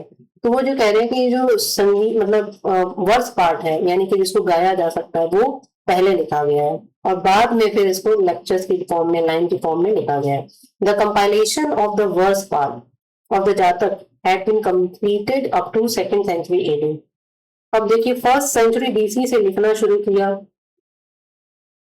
सेकेंड सेंचुरी एडी तक लिखते रहे, और तब भी सिर्फ वर्स पार्ट ही लिख पाए, राइट। लेकिन वो सब हमारे लिए लिख के गए हैं कि हम वो सारा ज्ञान अपने अंदर उतारें, ठीक है। दो जातक is a religious and cultural text, हालांकि जो जातक है वो रिलीजियस टेक्स्ट और कल्चरल टेक्स्ट है, it throws sufficient light on social and economic conditions of that time. उस समय की सोशल और इकोनॉमिक कंडीशन जो थी उनके ऊपर भी अच्छी खासी ये प्रकाश डालते हैं, इसलिए हमारे लिए जातक कथाएं बहुत इंपॉर्टेंट है। अब क्या है, Abhidhamma Pitaka deals with the doctrines of Buddha in scholastic manner. Abhidhamma Pitaka में क्या है, जब बुद्ध की जो सिद्धांत थे उनको प्रिंसिपल फॉर्म में जब लिखा जाता है, उपदेशात्मक रूप में बताया जाता है, तो वो क्या है, वो सारी बातें अभिधम्म पिटक में लिखी गई हैं। ये भी पूछा जाता है कि अभिधम्म पिटक में क्या बताया जाता है, तो principles of doctrines of Buddhism है, ठीक है। दीपवंशा क्या है, ये इनका एक और अदर वो है, बुक है, 4th सेंचुरी एडी में लिखी गई थी। एंड महावंश, दीपवंश है और महावंश है। एक एक सेंचुरी देखिए लग रही है लिखने में बुक्स, कितना ज्यादा उन्होंने मेहनत की है, एक एक इंफॉर्मेशन को बटोरा है, उसे लिखा है हम लोगों के लिए और फिर उसे प्रिजर्व भी किया है, ठीक है। Had been compiled in Sri Lanka. अब देखिए नाम इंडियंस लग रहे हैं, जैसे दीपवंश है और महावंश है, लेकिन लिखे कहाँ गए हैं? श्रीलंका में लिखे गए हैं। और यही इसका एक फैक्ट है, यही पूछ लिया जाएगा कि कहाँ लिखे हैं, हम कहेंगे भाई इंडिया में लिखे गए हैं, लेकिन इंडिया के ये नहीं है, ये श्रीलंका के हैं। ठीक है, दीपवंशा और महावंशा श्रीलंका में कंपाइल किए गए थे। दो these text contain the history of Sri Lanka. अब इसमें किसकी हिस्ट्री है भाई? श्रीलंका में लिखेंगे तो श्रीलंका के में बौद्ध धर्म कैसे आया, बड़ा, वो सब वो बताएंगे। तो हिस्ट्री जो है श्रीलंका की है उसमें। They throw light on ancient Indian history. अब चूंकि इंडिया श्रीलंका के जस्ट बगल में ही है, तो कुछ ना कुछ तो इंडिया की हिस्ट्री के बारे में ही बताएंगे। जैसे श्रीलंका का कोई राजा के बारे में बता रहे हैं तो भाई बताएंगे कि वो इंडिया के राजा से लड़ पड़ा, या इंडिया के राजा से उसने मदद मांगी। तो फिर इस तरह से हमें इंडिया के सोर्स भी मिल जाते हैं। Specially these are very helpful in constructing modern history. जब मौर्य वंश चल रहा था तो उस समय की जितनी भी हिस्ट्री प्रॉपर बनाई गई, थोड़ा इधर से ली थोड़ा उधर से ली और एक धागे में पिरोई गई, तो उसमें ये दीपवंश और महावंश का बहुत बड़ा रोल है। ठीक है, तो हमने इसमें क्या पढ़ा? हमारे पास 3 त्रिपिटक है, सुत्त पिटक है और एक स्लाइड पीछे मैं आपको बताती हूँ। वैसे मैं आपको यही बता रही थी, सुत्त पिटक है, विनय पिटक है और अभिधम्म पिटक है। अभिधम्म पिटक, सुत्त पिटक और विनय पिटक। सुत्त पिटक में क्या है? सुत्त पिटक में बुद्ध के टीचिंग्स हैं। और विनय में क्या है? विनय पिटक में जो मोनेस्ट्रीज में भिक्षु रहते हैं वो किस तरह से रहते हैं, विनय के साथ रहते हैं, इसलिए विनय पिटक में उनके बारे में जानकारी है। अभिधम्म पिटक में क्या है? अभिधम्म पिटक में जो बुद्ध के उपदेशों के सिद्धांत हैं उसके बारे में जानकारी दी गई है। ये 3 पिटक हो गए। अब सुत्त पिटक के आगे पार्ट हैं दिग् निकाय, अंगुत्तर निकाय और खुदक निकाय। दिग् निकाय में जानकारी दी गई है अम्बथा सूत्र में ब्लड क्षत्रियों के ब्लड प्योरिटी की। अंगुत्तर निकाय में 16 महाजनपद बताए गए हैं और खुदक निकाय में जातक कथाएं बताई गई हैं जो कि बुद्ध के प्रीवियस जन्मों पे डिपेंडेंट है। ठीक है, और दीपवंशा और महावंशा जो हमारे श्रीलंका के थे, उससे हमें श्रीलंका की जानकारी भी मिलती है और साथ में इंडिया की जानकारी भी मिलती है, स्पेशली मौर्यन हिस्ट्री की। ये बेटा पेज, इस पेज को आप अगर बुक है तो पूरा इसी तरह से आप उसको हाईलाइट कर लीजिए, और अगर बुक नहीं है तो इसको बाहर निकाल लीजिए और अपनी आंखों के सामने चिपका लीजिए। इससे बहुत से सवाल बनते हैं। ठीक है, बहुत इंपॉर्टेंट पेज है ये। अब नेक्स्ट चलते हैं, ओरिजिनली मिलिंद पन्नु। अच्छा, ये भी मिलिंद पन्नु भी इन्हीं का ही बुद्धिस्ट टेक्स्ट है। मिलिंद पन्नु, आई मतलब means question of Milind is a dialogue between Greek king Milind, a dialogue between Greek king Milind identified as Menander and the Indo-Greek ruler and the Buddhist monk Nakhon। देखिए क्या है, ये जो मिलिंद पन्नु बुक है उसमें मिलिंद के सवाल हैं। मिलिंद के डायलॉग किसके साथ है? जो एक ग्रीक किंग है मिलिंद, और जिसको आइडेंटिफाई किससे किया गया है? मिनेंडर नेम से। ठीक है, वो इंडो ग्रीक रूलर था, यानी कि कुछ पार्ट इंडिया का और कुछ पार्ट ग्रीस का उसके पास था। तो ये जो मिलिंद था ये जब भारत आया तो किससे मिला? ये बुद्धिस्ट मॉन्क से। भारत के बुद्धिस्ट मॉन्क नागसेन से मिला। नागसेन को नागार्जुन भी कहते हैं। तो जब ये इनसे मिला तो उन्होंने फिलोसफिकल मैटर छेड़ दिया कि संसार क्या है, हम क्यों आए हैं संसार में, हमारा क्या रोल है। तो इस तरह की, भाई संतों से तो ऐसी ही बातें करते हैं। तो उस राजा ने, मिलिंद ने नागसेन से ऐसी फिलोसफिकल बातें की। But it throws success light on religious, social and economic life of Northwest India of 1st and 2nd century AD। North और वेस्ट की साइड में, यानी कि इधर पंजाब अफगानिस्तान की साइड में 1st और 2nd सेंचुरी एडी के टाइम पे इन्होंने इन जो है रिलीजियस, सोशल और इकोनॉमिक लाइफ के बारे में भी जानकारी दी। यानी फिलोसफिकल मैटर तो मिला ही मिला, साथ में हमें ये भी बता रहे हैं। अब भाई मिनेंडर की बात चलेगी तो ये बताएंगे कि वो राजा किस जगह का था, तो हमें फिर पॉलिटिकल चीज मिल जाती है, वहां का भौगोलिक क्षेत्र कैसा था ये मिल जाता है। ठीक है, इस तरह की ये सारी बुक्स हिस्ट्रिकली इंपॉर्टेंट हो जाती हैं। The political condition of that time is mentioned occasionally in it. तो किसी किसी टाइम बता रहे हैं भाई, अब राजा को ज्ञान दिया जा रहा है कि तुम्हारे राज्य में कोई दुखी है तो तुम क्या करो, तो वो पॉलिटिकल कंडीशन बताई जा रही है ना कि वहां चोरी हो रही है कि नहीं हो रही है। अगर चोरियां बढ़ रही हैं तो फिर तुम्हारा राजा का क्या कर्तव्य है, तो पॉलिटिकल कंडीशंस पता चल रही हैं। The foreign trade off India is lively described in. और देखिए व्यापार तो पक्का पक्का हर जगह ही, अंग्रेज भी व्यापार ही करने आए थे, लूट लिया अलग बात है। और इस तरह से ग्रीक्स ने भी हमारे साथ व्यापार किया था। तो व्यापार की कंडीशन भी बताई जाती है, और वो शुरू से हमारे रहे हैं इंडिया के साथ, बहुत सारे देशों ने व्यापार किया है। अब इस पैराग्राफ में सबसे इंपॉर्टेंट बात यह है कि एक्चुअली पूरा का पूरा पैराग्राफ इंपॉर्टेंट है, क्योंकि जो मिलिंद पन्नू है वो बुक है, वो ये पूछा जाता है कि किसके किसके बीच डायलॉग था। तो मिलिंद जो कि एक ग्रीक रूलर था उसके बीच में, उसको कभी कभी मिलिंद लिखा होता है, कभी कभी मिनेंडर लिखा होता है क्वेश्चन में। और साथ में बुद्धिस्ट monk थे नागसेन, कभी नागसेन लिखा होता है, कभी नागार्जुन लिखा होता है। अब मैं आपको ये बताती हूँ कि यूपीपीएससी हमसे कैसे ट्रिक करता है।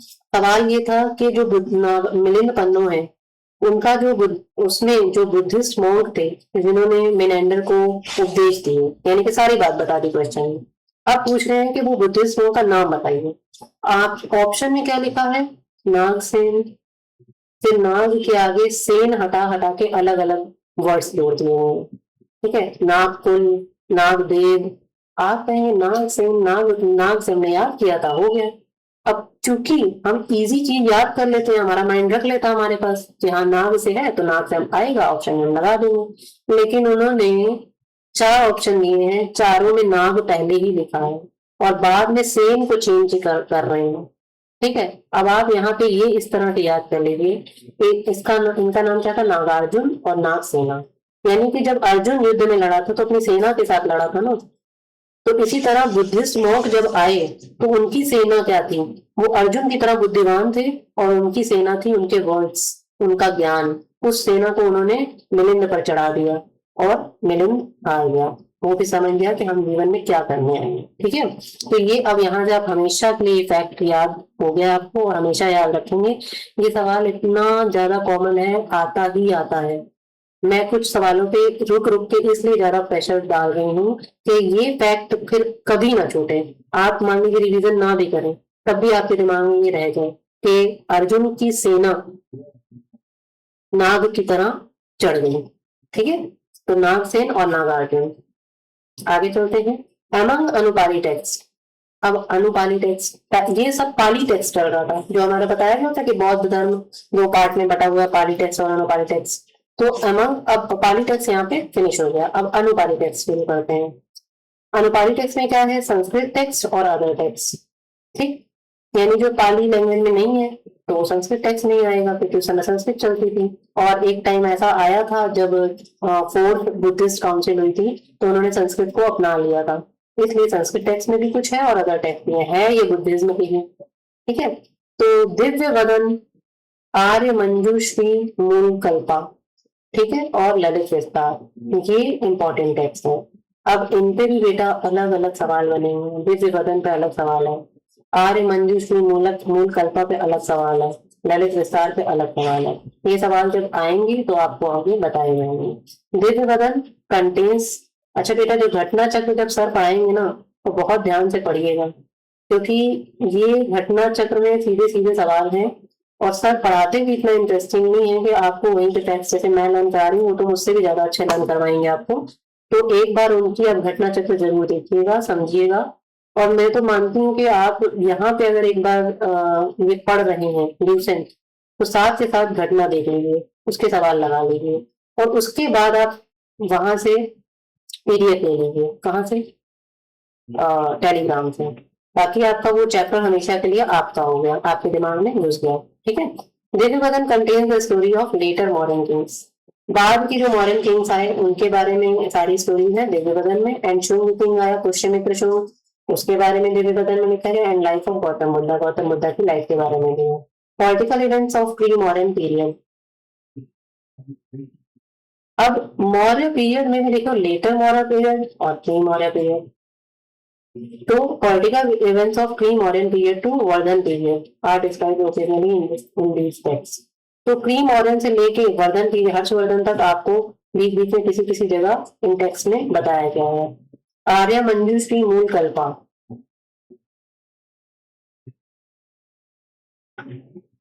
में आर्य मंजूश्री मूल कल्पा में भी आपको इसी के बारे में जानकारी मिल गई है। ठीक है।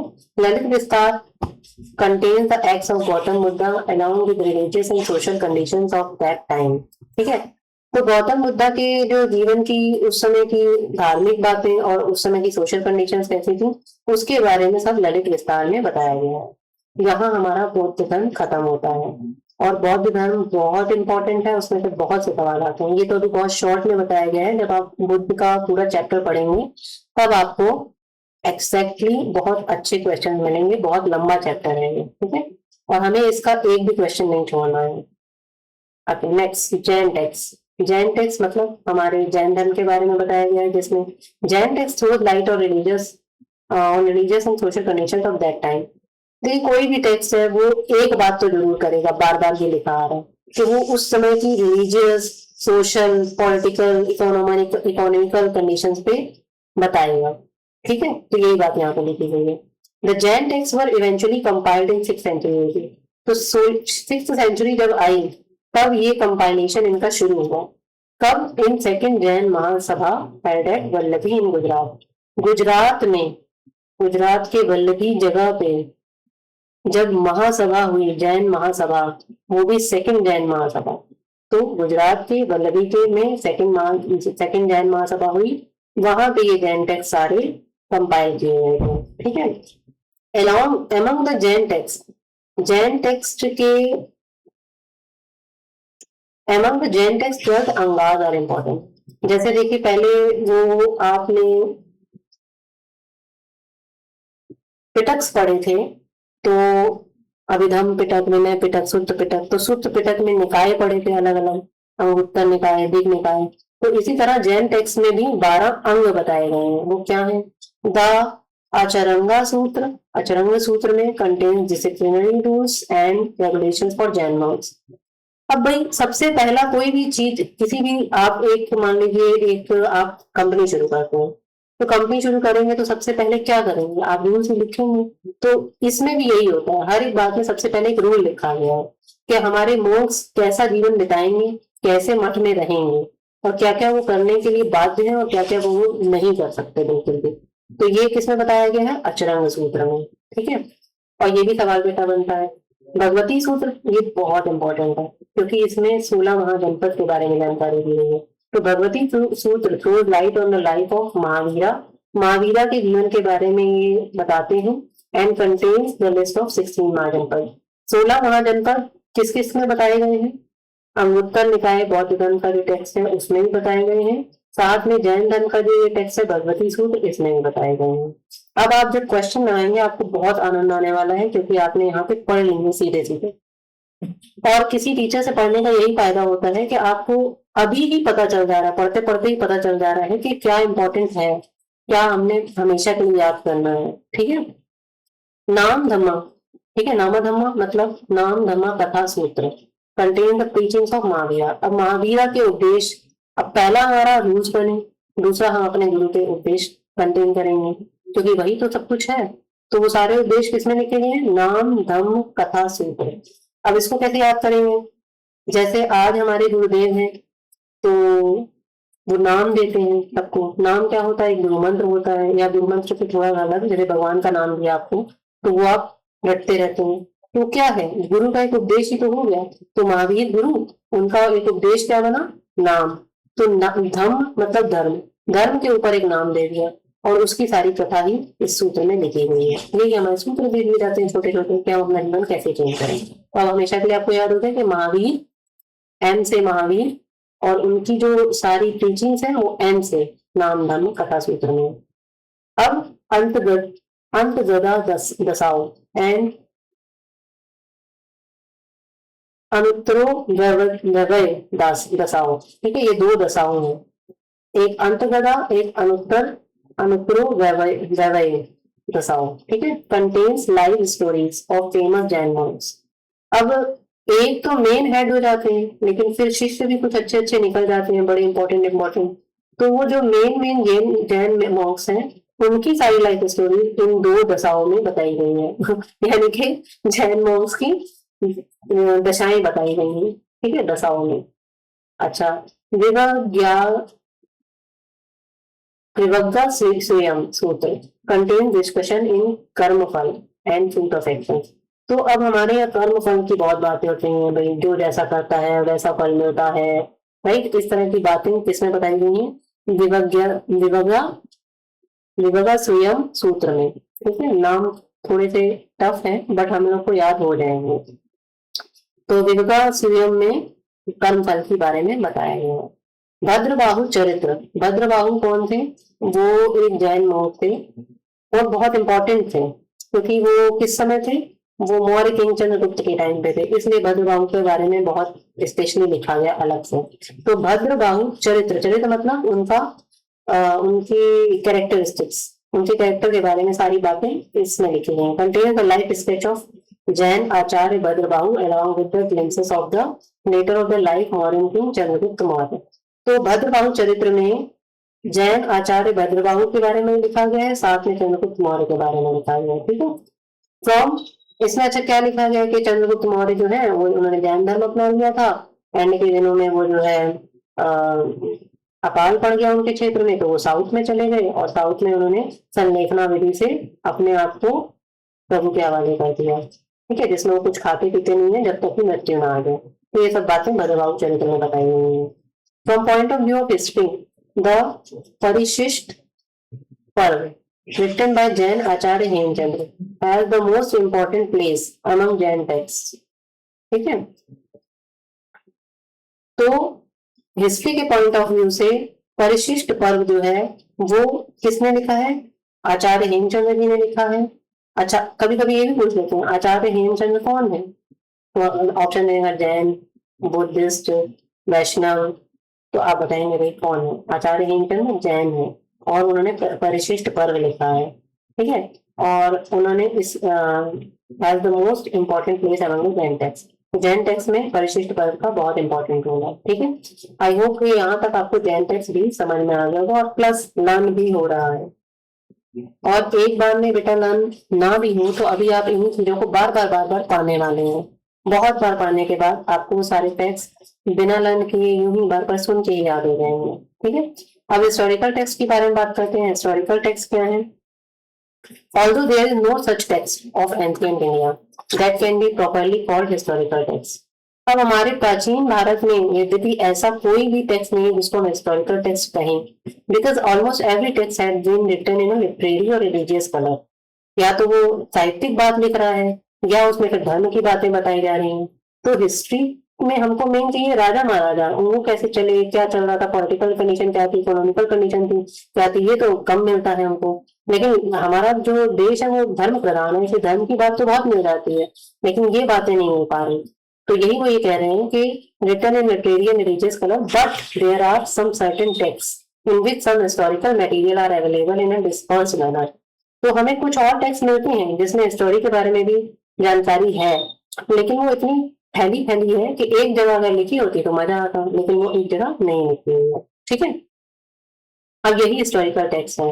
अब देखिए हमारा जो पहला था जिसमें हमने आपको बताया था कि लिटरेरी टेक्स्ट थे, लिटरेरी टेक्स्ट के बाद एक रिलीजियस टेक्स्ट थे, एक नॉन रिलीजियस टेक्स्ट थे। तो रिलीजियस टेक्स्ट यहाँ तक खत्म हो गए, देखिए जैन धर्म तक खत्म हो गए।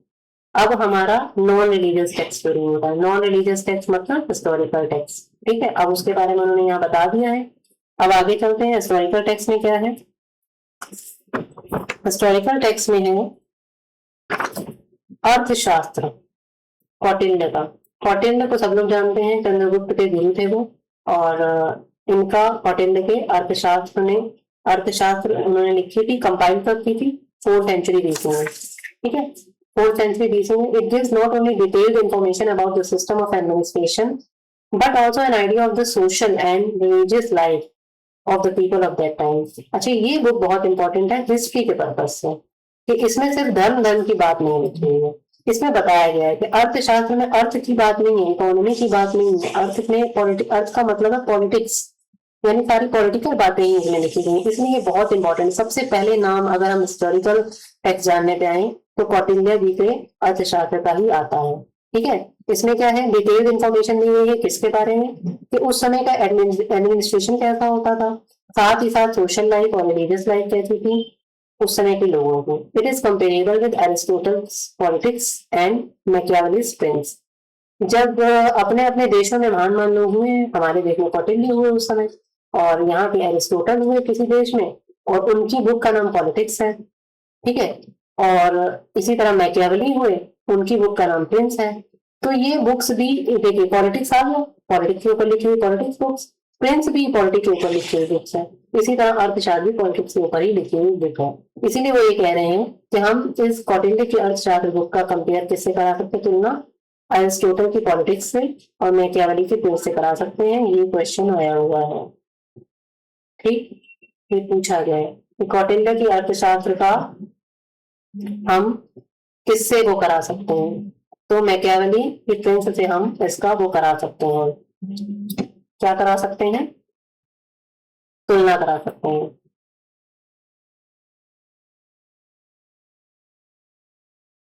Next, Kamandaka's Nitisara 4th to 6th century AD throws some light on the monarchy of Gupta.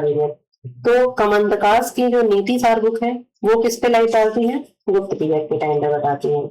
शुक्र की शुक्र नीतिसार है, वो किसके बारे में बताती है कि उस समय के टाइम का मोनार्की कैसी थी, उस समय के राजा कैसे थे, शासन कैसा चलता था, ये शुक्र की शुक्र नीतिसार में बताया गया है। इसी तरह सोमदेव सूरी की नीतिसार है, नीतिसार नीति वाक्यम, पूरी एक बुक का नाम है सोमदेव सूरी की नीतिसार नीति वाक्यम। ये हमें इंफॉर्मेशन देती है कि स्टेट मशीनरी कैसे काम करती है, ठीक है, राज्य कैसे चलता है, उसके कैसे कैसे कौन कौन से विभाग होते हैं, ये बताया गया। बृहस्पति की बृहस्पत्या अर्थशास्त्र है। अर्थशास्त्र का मतलब इकोनॉमी नहीं है, अर्थ का मतलब पॉलिटिक्स है, पॉलिटिक्स है, पॉलिटिक्स है, ये आप याद कर लीजिए। Is a text in Kautilya's अर्थशास्त्र ट्रेडिशन। तो बृहस्पति की जो बृहस्पत्य अर्थशास्त्र है is a text in Kautilya's अर्थशास्त्र ट्रेडिशन। तो कौटिल्य की अर्थशास्त्र जिस तरह से लिखी गई है वो ही पैटर्न लगभग इसमें भी अपनाया गया है। The best example of the earliest historical writing is provided by Raj Tarangin, i.e. the stream of kings, ठीक है, written by कलहण। अब जो बेस्ट एग्जाम्पल है हिस्ट्री का, उसमें हमें देखिए ये राज तरंगनी बुक मिलती है। तरंग, तरंग मतलब एक स्ट्रीम, ये लिखा हुआ है, और राज मतलब राजा, यानी कि किंग्स की स्ट्रीम, यानी एक के बाद एक कौन किंग आए उसके बारे में राज तरंगनी में लिखा गया, जो कि कलहण ने लिखी थी। कलहण भी एक राइटर है, उन्होंने लिखी थी 12th century एरिया में, ठीक है। It is a string of biographies of the Kings of Kashmir. कितना अच्छा है कि कश्मीर के सारे राजा कौन है, उन्होंने एक जगह सारे बता दिए, उनकी बायोग्राफी लिख दी कलहण जी ने हमारे लिए, राज तरंगनी ने, ठीक है। और it may be the first work to possess several characteristics of historical writing as it is understood today। और ये सबसे पहला वर्क है उनका जो इतने अच्छे से सारा पिरोया गया है एक जगह पर। एक जगह एक बुक पढ़ो और पूरी कश्मीर के सारे किंग्स की जानकारी ले लो। राज तरंगनी कलहण, ठीक है। In the words of eminent historian R C Majumdar. R C Majumdar क्या कहते हैं, जो एक एमिनेंट हिस्टोरियन है, वो क्या कहते हैं, there is only one historical work properly so called written by Kalhana in 12th century AD। केवल एक ही हिस्टोरिकल ऐसा वर्क है जो कलहण द्वारा लिखा गया 12th century AD में, जो हमें प्रॉपर वे में बताता है कि कौन कौन से राजा कैसे कैसे आए। This is Raj Tarangini which deals with the history of Kashmir। Kashmir की हिस्ट्री के बारे में से बताते हैं from the earliest times up to the date of composition of that work, i.e. 1148 to 50 AD। तो जब शुरुआत से उन्होंने उसमें बताया गया है 1148 से लेकर 50 AD तक कश्मीर के कौन कौन से राजा थे, ठीक है।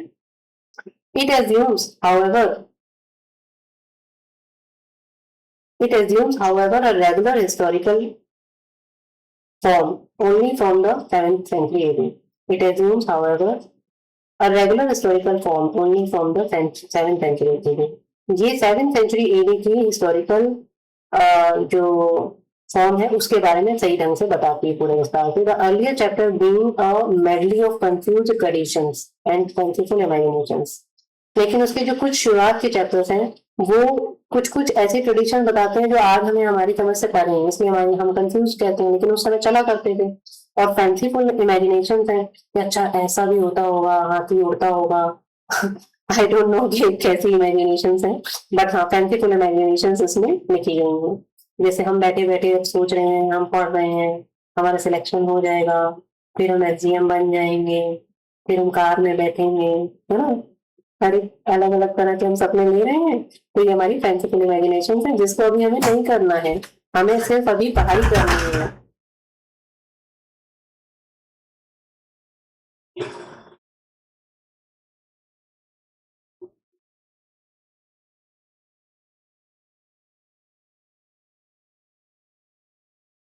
तो द क्रॉनिकल्स ऑफ गुजरात, प्रबंध कोश राजशेखरा, ठीक है।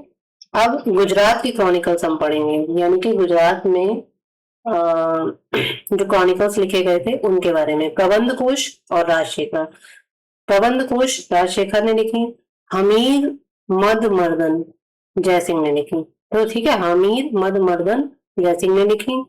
और तेजपाल प्रशस्ति वास्तुपाल ने लिखी। प्रबंध चिंतामणि मेरतुंग ने लिखी।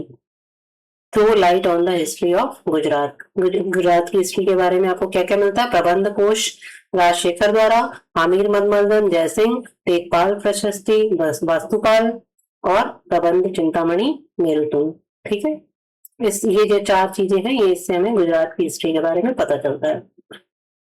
नेक्स्ट क्या है, the most remarkable text among the chronicles of Sindh.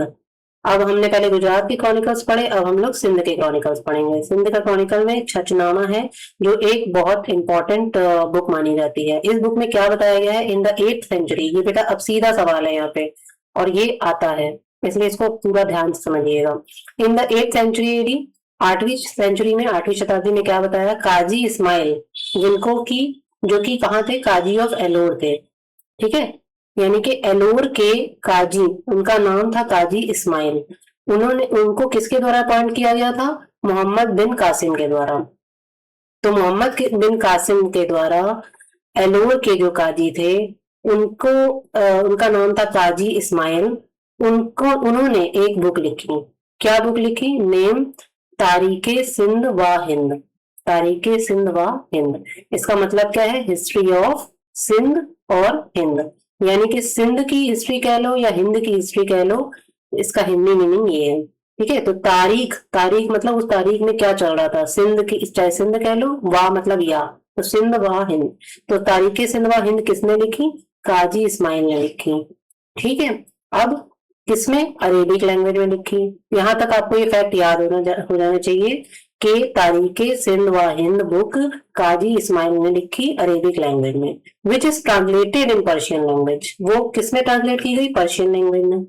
अब बच्चा ये तो फैक्ट्स याद कर लेता है, लेकिन यूपीपीएससी यहीं पे गेम खेलती है कि वो ये ना पूछकर ये पूछ लेती है कि इसकी ट्रांसलेशन जो पर्शियन लैंग्वेज में है वो किसने की है, चचनामा की, या चचनामा पर्शियन लैंग्वेज में किसने लिखी है, डायरेक्ट ये पूछ लेते हैं।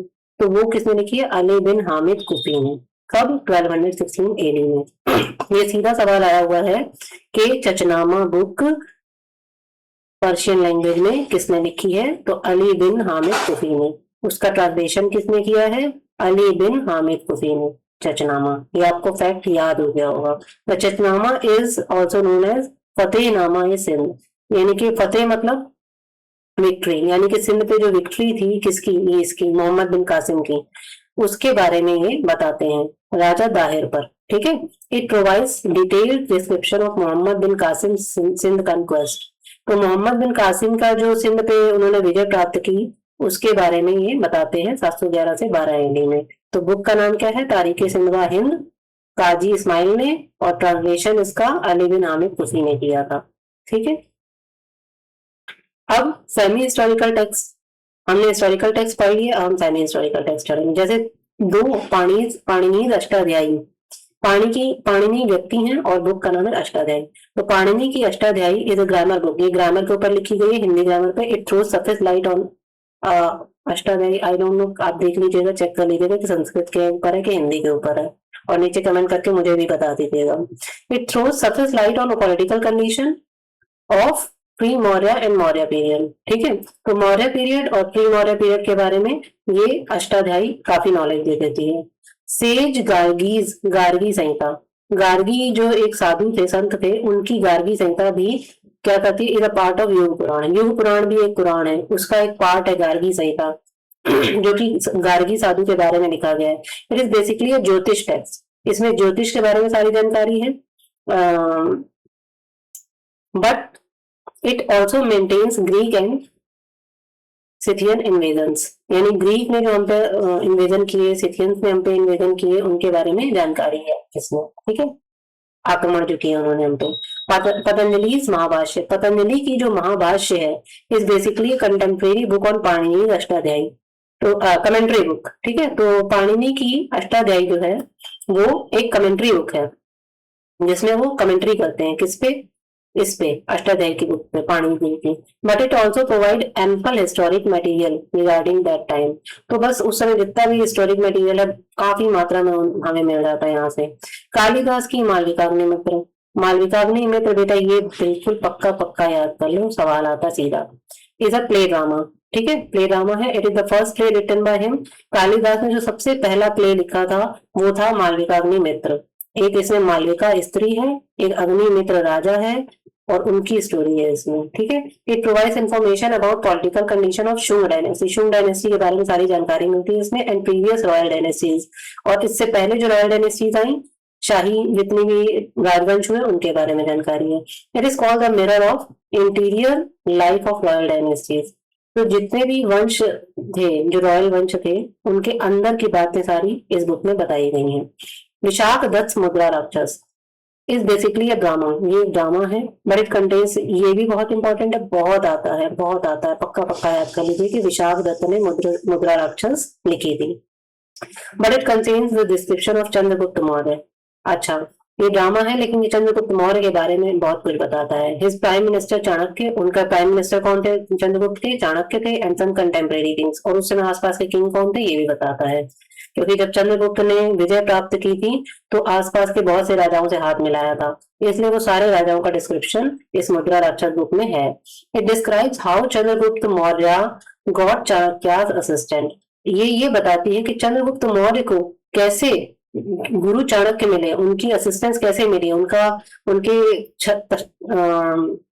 उनके छाया तले उन्होंने कैसे एक इतना बड़ा जो है राज्य जीत लिया, कैसे, एंड ओवर थ्रो द नंदाज, नंदाज जो थे वो जो मगध पे राज्य करते थे उनको गिरा दिया और खुद उस पे राजा बन के बैठे, ये इसके बारे में मुद्रा राक्षस में बताया गया है। Besides this, it gives an excellent account of the prevailing socio-economic conditions of that time. हर बार फिर वही बात कि हमें socio-economic political conditions हमें जाननी है, तो ये इसके बारे में भी बताता है। तो इस पेज पे क्या इंपॉर्टेंट है, ये सारे इंपॉर्टेंट है। पाणिनि की अष्टाध्यायी डायरेक्ट क्वेश्चन, गार्गी की गार्गी संहिता, पतंजलि महाभाष्य, कालिदास मालविकाग्निमित्र, विशाख दत्त मुद्रा राक्षस, सीधे सीधे क्वेश्चन यहाँ से बनते हैं। बायोग्राफिकल टेक्स्ट, बायोग्राफिकल टेक्स्ट क्या होते हैं, मतलब जीवनी लिखी जाती है, जैसे आप अभी कभी जीवन में आईएएस बनेंगे, पीसीएस बनेंगे, या वट एवर कोई भी आप पोस्ट हासिल करेंगे, और आपने इतने महान महान कार्य जीवन में कर दिए कि लोग आपके बारे में और जानना चाहते हैं, तो कुछ लोग प्रेरित होकर आपके जीवन के बारे में कुछ लिखेंगे, कुछ बुक्स, और दूसरे लोगों से पढ़ेंगे, यही होती है बायोग्राफी। और अगर आप खुद लिखेंगे अपने बारे में तो ऑटोबायोग्राफी, ठीक है, जीवनी। तो biographical writers took lives of their royal patrons as the theme of their literary works. तो जो बायोग्राफिकल राइटर्स थे, जो राइटर्स जीवनियां ही लिखा करते थे, तो उन्होंने क्या किया, किस पे जीवनी लिखी, अपने लिटरेरी वर्क की थीम उन्होंने क्या बनाई, रॉयल पैटर्न बनाए, राजा महाराजाओं के ऊपर लिखेंगे जी, छोटे मोटे पे, आम इंसान पे कौन लिखेगा ठीक है, तो आम इंसान नहीं रहना है बच्चे, बहुत मेहनत करनी है और आम से खास बनना है, तभी आपके बारे में भी लिखा जाएगा। So the biographical text can not be regarded as genuine history, although अच्छा, अब देखिए वो कह रहे हैं कि so the biographical text can not be regarded as genuine. अब जब कोई व्यक्ति किसी राजा पे लिखने पे आया है तो उसे गुण गुण ही बताएगा, तो उसके राज्य में सब कुछ अच्छा है, राजा भी अच्छा है, बीवियां भी अच्छी हैं, तो बुराई तो करने से रहा हूं, तो तब क्या होगा, इसलिए इसको जेन्युइन टेक्स्ट नहीं माना जाता कि ये एक जिसके हम विश्वास कर सके एक ऐसा टेक्स्ट है, ये नहीं माना जाता है। Although they contain some valuable historical information, तो वैल्यूएबल हिस्टोरिकल इंफॉर्मेशन जरूर मिलती है। Their main object was glorification of the king. अब उनका मेन ऑब्जेक्ट क्या था ये बुक लिखने का, कि बस किंग को ग्लोरीफाई करना है, किंग की बढ़ाई करते रहो करते रहो करते रहो, rather than giving a real picture of his life and times. जबकि होना क्या चाहिए कि उनके जो जीवन की और उस समय की जो रियल पिक्चर है वो बतानी चाहिए। लेकिन मान लीजिए कोई राजा है और उसके जीवन में, मतलब उसके राज्य में गड़बड़ चल रही है, फिर भी वो क्या लिखेंगे, राम राज्य है, चोरी होती ही नहीं है। Got it. तो that's why these are called prashasti kavya, यूलोजी verse. प्रशस्ति मतलब प्रशंसा करते रहना, काव्य मतलब कविता। ऐसी कविताएं लिखी गई जिसमें प्रशंसा ही प्रशंसा करते रहो, जिसको इंग्लिश में यूलोजी वर्स बोलते हैं। ठीक है। अब क्या है, बाण भट्ट कंपोज हर्ष चरित। बाण भट्ट पोएट है, हर्षवर्धन राजा है, उनके चरित्र पे एक बुक लिखी गई है, बाण भट्ट ने हर्षचरित लिखी है, based on the life of his patron king Harshavardhana in 620 AD. ठीक है, 620 एडी में हर्षवर्धन राजा थे, उनके ऊपर हर्षचरित लिखी हुई किसने, बाण भट्ट ने। याद कर लीजिए, सवाल आता है कभी कभी, एक साइड राइटर्स लिखे होते हैं, एक साइड उनकी बुक्स लिखी होती है और मैच कराना होता है, तो उनमें सीधा सीधा आ जाता है बाण Bhatt Harshacharita. It is the earliest available biographical text in India. तो शुरू शुरू में जो सबसे अर्ली पीरियड में हमें ये बायोग्राफिकल टेक्स्ट जो मिले, ये उसमें से एक है। It is written in Sanskrit language, ये संस्कृत लैंग्वेज में लिखी गई है। इट कंटेन्स 8 उच्चावस आई चैप्टर्स। उच्चावस को क्या कहते हैं, चैप्टर्स कहते हैं, और इसमें 8 चैप्टर हैं। अब ये कैसे पूछा जाएगा, ये क्यों इंपॉर्टेंट है, ऐसे ही लिखा जाएगा कि पहला ऑप्शन हर्षचरित बाण भट्ट द्वारा लिखी गई है, दूसरा ऑप्शन ये हर्षवर्धन के जीवन काल पर लिखी गई है, तीसरा ऑप्शन इसमें 5 चैप्टर्स हैं। तो आप लोग क्या करेंगे कि तीसरा ऑप्शन गलत। ठीक है, इस तरह से आपको सही उत्तर मिल जाएगा। इसलिए याद कर लीजिए कि इसमें 8 चैप्टर्स हैं। The first 3 chapters contain the autobiography of बाण भट्ट। बाण भट्ट अपनी ऑटोबायोग्राफी भी लिख रहे हैं इसमें, अपनी शुरुआत के 3 चैप्टर में अपनी महिमा गा रहे हैं। एंड दस 5 chapters contain the life story of Harshvardhan. फिर 5 के 5 चैप्टर, अब थोड़ा तो राजा है तो राजा के लिए 2 चैप्टर और बढ़ा दिए उसने, तो हर्षवर्धन जो है, हर्षवर्धन की लाइफ स्टोरी पे 5 चैप्टर लिखे हैं उसने, टोटल हो गए 8 चैप्टर। दो हाईली एग्जेजरेटेड, कितना बढ़ा चढ़ा के लिखा हुआ है इसमें। It gives us excellent idea of court life under Harshvardhan and the social and religious life in his time. तो क्या है कि बहुत बढ़ा चढ़ा के लिखने के बावजूद हमें हर्षवर्धन की जो दरबारी जीवन था, कि जीवन वहां पे जो कोर्ट था उसमें कौन कौन से मंत्री हुआ करते थे, वो मंत्री क्या डिपार्टमेंट देखा करते थे, और फिर आगे वो डिपार्टमेंट का लोगों पे इम्पैक्ट क्या था, ये सब हमें पता चलता है। बाकी सोशल रिलीजियस लाइफ तो हमें हर बार पता चल ही रही है। अब क्या है, वाकपतिराज गौद वहु, यानी कि गौद वध। अब ये गौद वध क्या है, गौवध है। ठीक है, वाकपतिराज गौवध contains detailed description of victory of Yashovarman, the Chandra ruler of Kannauj, in which the most important event described is killing Vad of God King by King of Kannauj Yashovarman. Okay.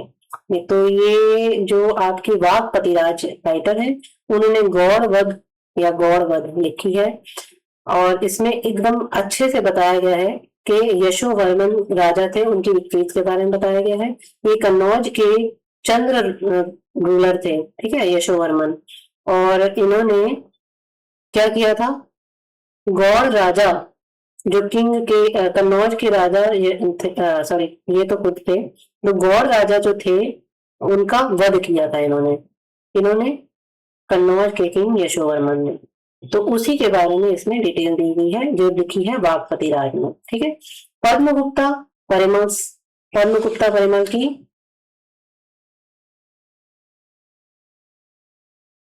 Love Shashank Charitra describes the life story of Vakpati Muni, the Paramara ruler of Malwa.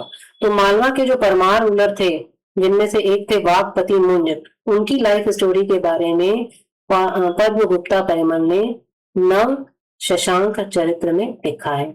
Ballal भोज प्रबंध, तो बल्लाल की जो भोज प्रबंध है contain the life story of Bhoj की life story के बारे में इसमें बल्लाल जी ने भोज प्रबंध में लिखा है।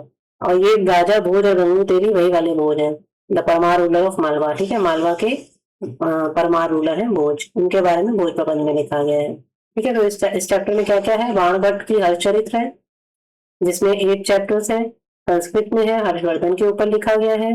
वाघपति राज की गौड़ वध है, ये जो गौड़ किंग थे उनका वध किया है किसने, कन्नौज के राजा यशोवर्मन ने।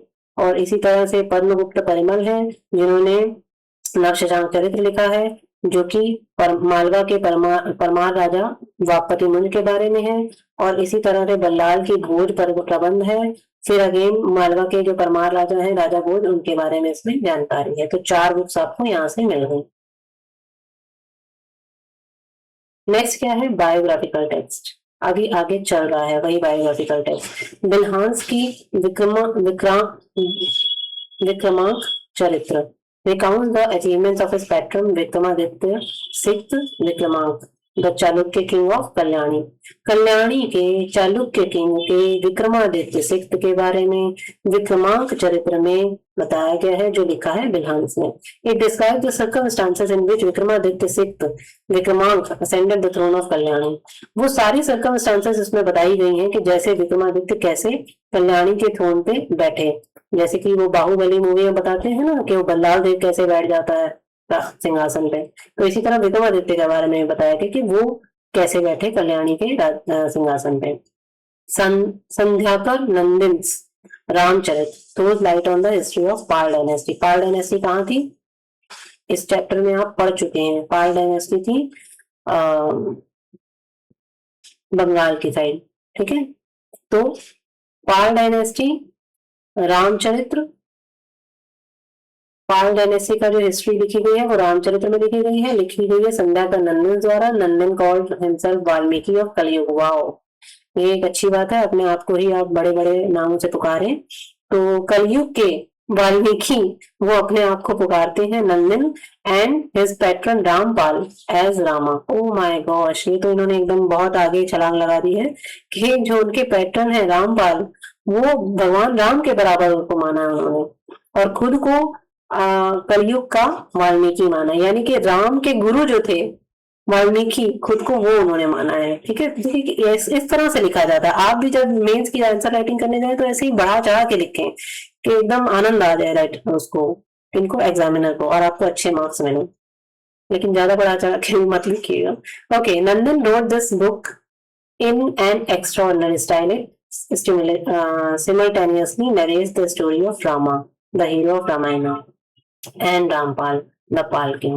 ठीक है, क्या कर रहे हैं नंदन इस बुक में लिख रहे हैं, बड़ी एक्स्ट्राऑर्डिनरी स्टाइल में, असाधारण रूप से उन्होंने क्या किया है, 2 कैरेक्टर्स लिखे हैं एक साथ, रामा की स्टोरी की तरफ चला रहे हैं, फिर उधर से उससे जो भी कैरेक्टर से राम से मैच करते जा रहे हैं, वो अपने पाल किंग जो है उनके रामपाल, उनके जो कैरेक्टरिस्टिक्स हैं वो राम जी से मिलाते जा रहे हैं।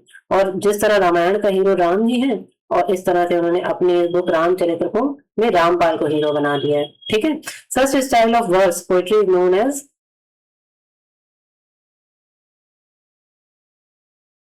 दव्यस्त्र kavya, i.e. a verse with 2 bases meanings।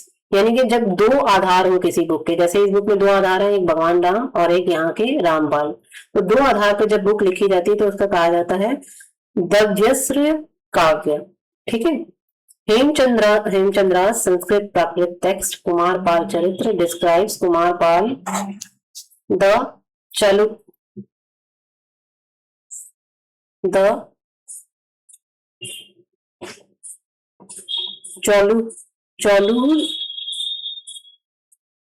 Chalukya होना चाहिए, लेकिन चालुहन ने लिखा हुआ है, सोलंकी रूलर ऑफ अनिहलवाड़ा। ठीक है, तो हेमचंद्रास की संस्कृत प्राकृतिक टेक्स्ट जो है, संस्कृत और प्राकृत में उन्होंने लिखा है, जिसमें कुमारपाल चरित्र है। कुमारपाल चरित्र बुक का नाम है, उसको डिस्क्राइब करता है कुमारपाल और the Chalukya Solanki ruler of Anilwada. ठीक है, इट इज ऑल्सो अ दव्यस्त्र काव्य। It simultaneously narrates the story of the king Kumarpal and the rules of Sanskrit and Prakrit grammar. तो इसमें उन्होंने क्या नरेट किया है, कुमारपाल राजा के बारे में जानकारी दी है और साथ के साथ संस्कृत और प्राकृत के ग्रामर को भी समझाया है। ठीक है, ये आपके बायोग्राफिकल टेक्स्ट हो गए। बिल्हण की विक्रमांक चरित्र, संध्याकर की नंदन की रामचरित्र, हेमचंद्र की कुमारपाल, ये 3 बुक्स आपको यहाँ पे मिलती हैं और इनसे क्वेश्चन भी बनते हैं। फिर जयसिंह सूरी की कुमारपाल भोपाल चरित्र है, describe Kumarpal the Chalukya ruler of Anandwala, इसमें ये बताया गया है। आनंद भट्ट की बल्लाल चरित्र है, जिसमें कि बल्लाल सेन की स्टोरी के बारे में बताया गया, वही बल्लाल सेन है जो कि किसमें आप देखते हैं, मूवी जिस पे बनी है Baahubali. The Sen ruler of Bengal, देखिए बंगाल के जो रूलर थे वो सेन रूलर थे। And Chand Bardai was a court poet and friend of Prithviraj third, तो पृथ्वीराज थर्ड के जो कोर्ट पोएट थे वो चंद्र बरदाई थे और उन्होंने लिखी चौहान रूलर ऑफ शाकंभरी। तो शाकंभरी के चौहान रूलर थे पृथ्वीराज चौहान, उसके बारे में उन्होंने लिखा है चंद्र बरदाई ने अपनी बुक में। He wrote Prithviraj Raso the first epic of Hindi language, Hindi language में इन्होंने लिखी है, ज्यादातर पहले संस्कृत में होता था, अब हिंदी में उन्होंने ये बुक लिखी पृथ्वीराज रासो। पृथ्वीराज रासो डिस्क्राइब, अच्छा ये सवाल पूछा जाता है कि पृथ्वीराज रासो में जो पृथ्वीराज है वो कौन है, पृथ्वीराज फर्स्ट है, पृथ्वीराज सेकंड है, कि पृथ्वीराज थर्ड है, ये इसलिए यहाँ पे याद कर लीजिए कि वो पृथ्वीराज थर्ड है। ठीक है, Prithviraj Raso describe the life account of Prithviraj third and conflict between Prithviraj third and Mohammad Ghori. जब पृथ्वीराज और थर्ड और मोहम्मद गोरी के बीच में लड़ाई हुई थी तो ये इसके बारे में सारी जानकारी पृथ्वीराज रासो में मिलती है। Jayant Prithviraj Vijay contains poetic description of struggles of Prithviraj third the Chauhan ruler. ठीक है, चौहान रूलर जो थे पृथ्वीराज थर्ड, उनकी जो उनके बारे में जो सारा पोइटिक डिस्क्रिप्शन है वो पृथ्वीराज विजय में लिखा गया है जयंक द्वारा। Jaychandra Hamir Kavya describe the live account of Hamirdev the Chauhan ruler of Ranthambore. Ranthambore के जो चौहान रूलर थे हमीरदेव, उनकी जानकारी कहाँ मिलती है हमें, हमीर काव्य में मिलती है, जयचंद्र ने लिखी है। ठीक है, फिर Rajnath second Achyutar Raj Abhyudaya throws light on Achyut Dev Rai the Tulu ruler of Vijayanagar. Vijayanagar के जो तुलु रूलर के अच्युत देव राय थे उनके बारे में अच्युतर राज अभ्युदय में लिखा गया है राजनाथ सेकंड द्वारा। ठीक है, अब ये देखिए, बस आपने जितनी ये बुक्स पढ़ी हैं सारा का सारा कलेक्शन उन्होंने यहाँ पे एक बार में करके दे दिया है। आप यहाँ से पढ़िए क्या है, court poets and their patron kings. Court poet कौन से हैं, कोर्ट पोएट हैं ये यानी कि दरबारी कवि, और पैट्रन किंग उनको जो शरण में जिन्होंने रखा वो राजा और उनकी डायनेस्टीज। तो बाण भट्ट हर्षवर्धन उसके राजा थे, कौन, Vardhan dynasty 606 to 47। And Vakpatiraj Yashovarman 700 से 40 Chandra. Dharmagupta Parimal Vakpati Munj 973-96 Parmar dynasty. Vallal Bhoj 1010-55 Parmar dynasty. Bilhana Vikramaditya sixth 176 से 1126 चालुक्य डायनेस्टी। संध्याकर नंदन रामपाल 1077 से 1120 पाल। हेमचंद्र कुमारपाल, ठीक है, 1088-1172 Chalukya Solanki. Jaisingh Suri Kumarpal 1088-1172 Chalukya and Solanki dynasty. Anand Bhatt Ballal Sen 1158-78 Sen. Chandra Bardai Prithviraj third 1178-92 Chauhan. यहाँ पे इनकी बुक के नेम भी अगर दे देते तो आपको ज्यादा अच्छा ये चार्ट मिलता। ठीक है, तो आपका काम क्या है, आप इस चार्ट में यहाँ पे इनकी बुक के नेम भी लिखेंगे ताकि आपका ये चार्ट पूरा हो जाए और जब आपको रिवीजन करना हो तो आप इसी चार्ट को देखें और आपका रिवीजन हो जाए, क्योंकि इतनी पूरी बुक दोबारा हमें नहीं पढ़नी है। जयंक पृथ्वीराज थर्ड 1178-92 चौहान, ये इन्हीं पृथ्वीराज थर्ड पे 2 लोगों ने लिखा, चंद्र बरदाई ने भी और जयंक ने भी। जयचंद्र हमीरदेव 1283-1301 चौहान वंश। और राजनाथ सेकंड अच्युता देव राय 1529 से 42 तुलु डायनेस्टी है। ठीक है, ये बेटा चार्ट इंपॉर्टेंट है, इसको आपको बार बार इतनी बार रिवाइज करना है कि आपको लर्न हो जाए। आपको इसको लर्न नहीं करना है, आप इसको बार बार पढ़ेंगे, 10 बार पढ़ेंगे, 20 बार पढ़ेंगे। जब आप पढ़ते पढ़ते पढ़ते वो आपके भीतर चला जाएगा और आपको अपने आप फिर याद हो जाएगा। उसके बाद कोई फैक्ट्स रहते हैं तो आप उसको लर्न कर सकते हैं। कोई भी लर्न करने की कोशिश नहीं करेगा, बस सब इसको 10 बार 20 बार पढ़ेंगे, 10 बार 20 बार ये नहीं कि एक बार बैठे एक जगह पे और पढ़ते चले गए। 10-20 बार का मतलब है आज पढ़ा, 2-3 दिन बाद फिर पढ़ लिया, 5-6 दिन बाद फिर पढ़ लिया। ठीक है, इससे हमारा दिमाग वो सारी चीज अपने आप ले लेगा। आपको अलग से एक्स्ट्रा मेहनत करने की जरूरत नहीं है, हमारा दिमाग बहुत तेज होता है। ठीक है,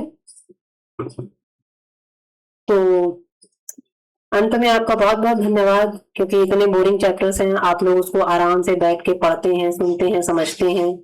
ये एक बहुत इम्पोर्टेंट चीज है कि बेटा हमें अपने जीवन को ना सही दिशा में लगाना है। हमें एक टारगेट है, एक एग्जाम हमें अचीव करना है और अपनी लाइफ को बदलना है। तो फिर जो ये चीज कितनी भी कठिन हो, कितनी भी बोरिंग हो, हमें इंटरेस्ट बन रहा है नहीं बन रहा है, हमें पढ़ना है। और सबसे अच्छी चीज तो ये है कि इस इन 2 चैप्टर्स के बाद अभी जब महाजनता शुरू होंगे आपको मजा आने लगेगा, क्योंकि वहां से स्टोरीज आने लगेंगी। राइट, अभी तो फैक्ट्स फैक्ट्स चल रहे हैं, जब स्टोरीज आएंगी तो आपको आनंद आने लगेगा। खैर, आनंद तो अभी आपको आ रहा है कि नहीं, आप मुझे बताइए कमेंट करके कि आपको आनंद आता है कि नहीं आता है। और इसी नोट के साथ मैं फिनिश करूंगी। आपको बस एक काम करना है कि इस सारे चैप्टर को, जो मेन मेन पॉइंट्स थे, जहां जहां मैंने बताया था कि बेटा यहाँ यहाँ इसको पक्का लर्न कर लो, उसको एक बार बस देख लेना है। एक बार आप अभी इमीडिएट आफ्टर द क्लास देखेंगे, एक बार आप 8 घंटे के बाद देखेंगे, और उसके बाद फिर आप एक बार 24 घंटे के बाद दोबारा देखेंगे। ठीक है, और फिर मुझे ये श्योर हो जाएगा कि आपने सारे फैक्ट्स अपने भीतर ले लिए हैं। और पूरा चैप्टर पढ़ने नहीं बैठना है, छोटे छोटे छोटे छोटे पॉइंट्स उसमें देखते जाने हैं। और लर्न नहीं करना है, क्योंकि आप लर्न करने बैठे तो आप फिर बहुत सारा टाइम इसी में इन्वेस्ट कर देंगे। आपको सिर्फ देखना है, आपको कोई गो थ्रू करना है। ठीक है, आप मेहनत करते रहिए, खुश रहिए, किसी प्रेशर में मत रहिए। और किसी को कोई प्रेशर हो रहा है तो कमेंट करके बताइए, मैं आपके साथ हूँ। Okay, till then bye bye, फिर मिलते हैं नेक्स्ट चैप्टर में प्री 25 पे।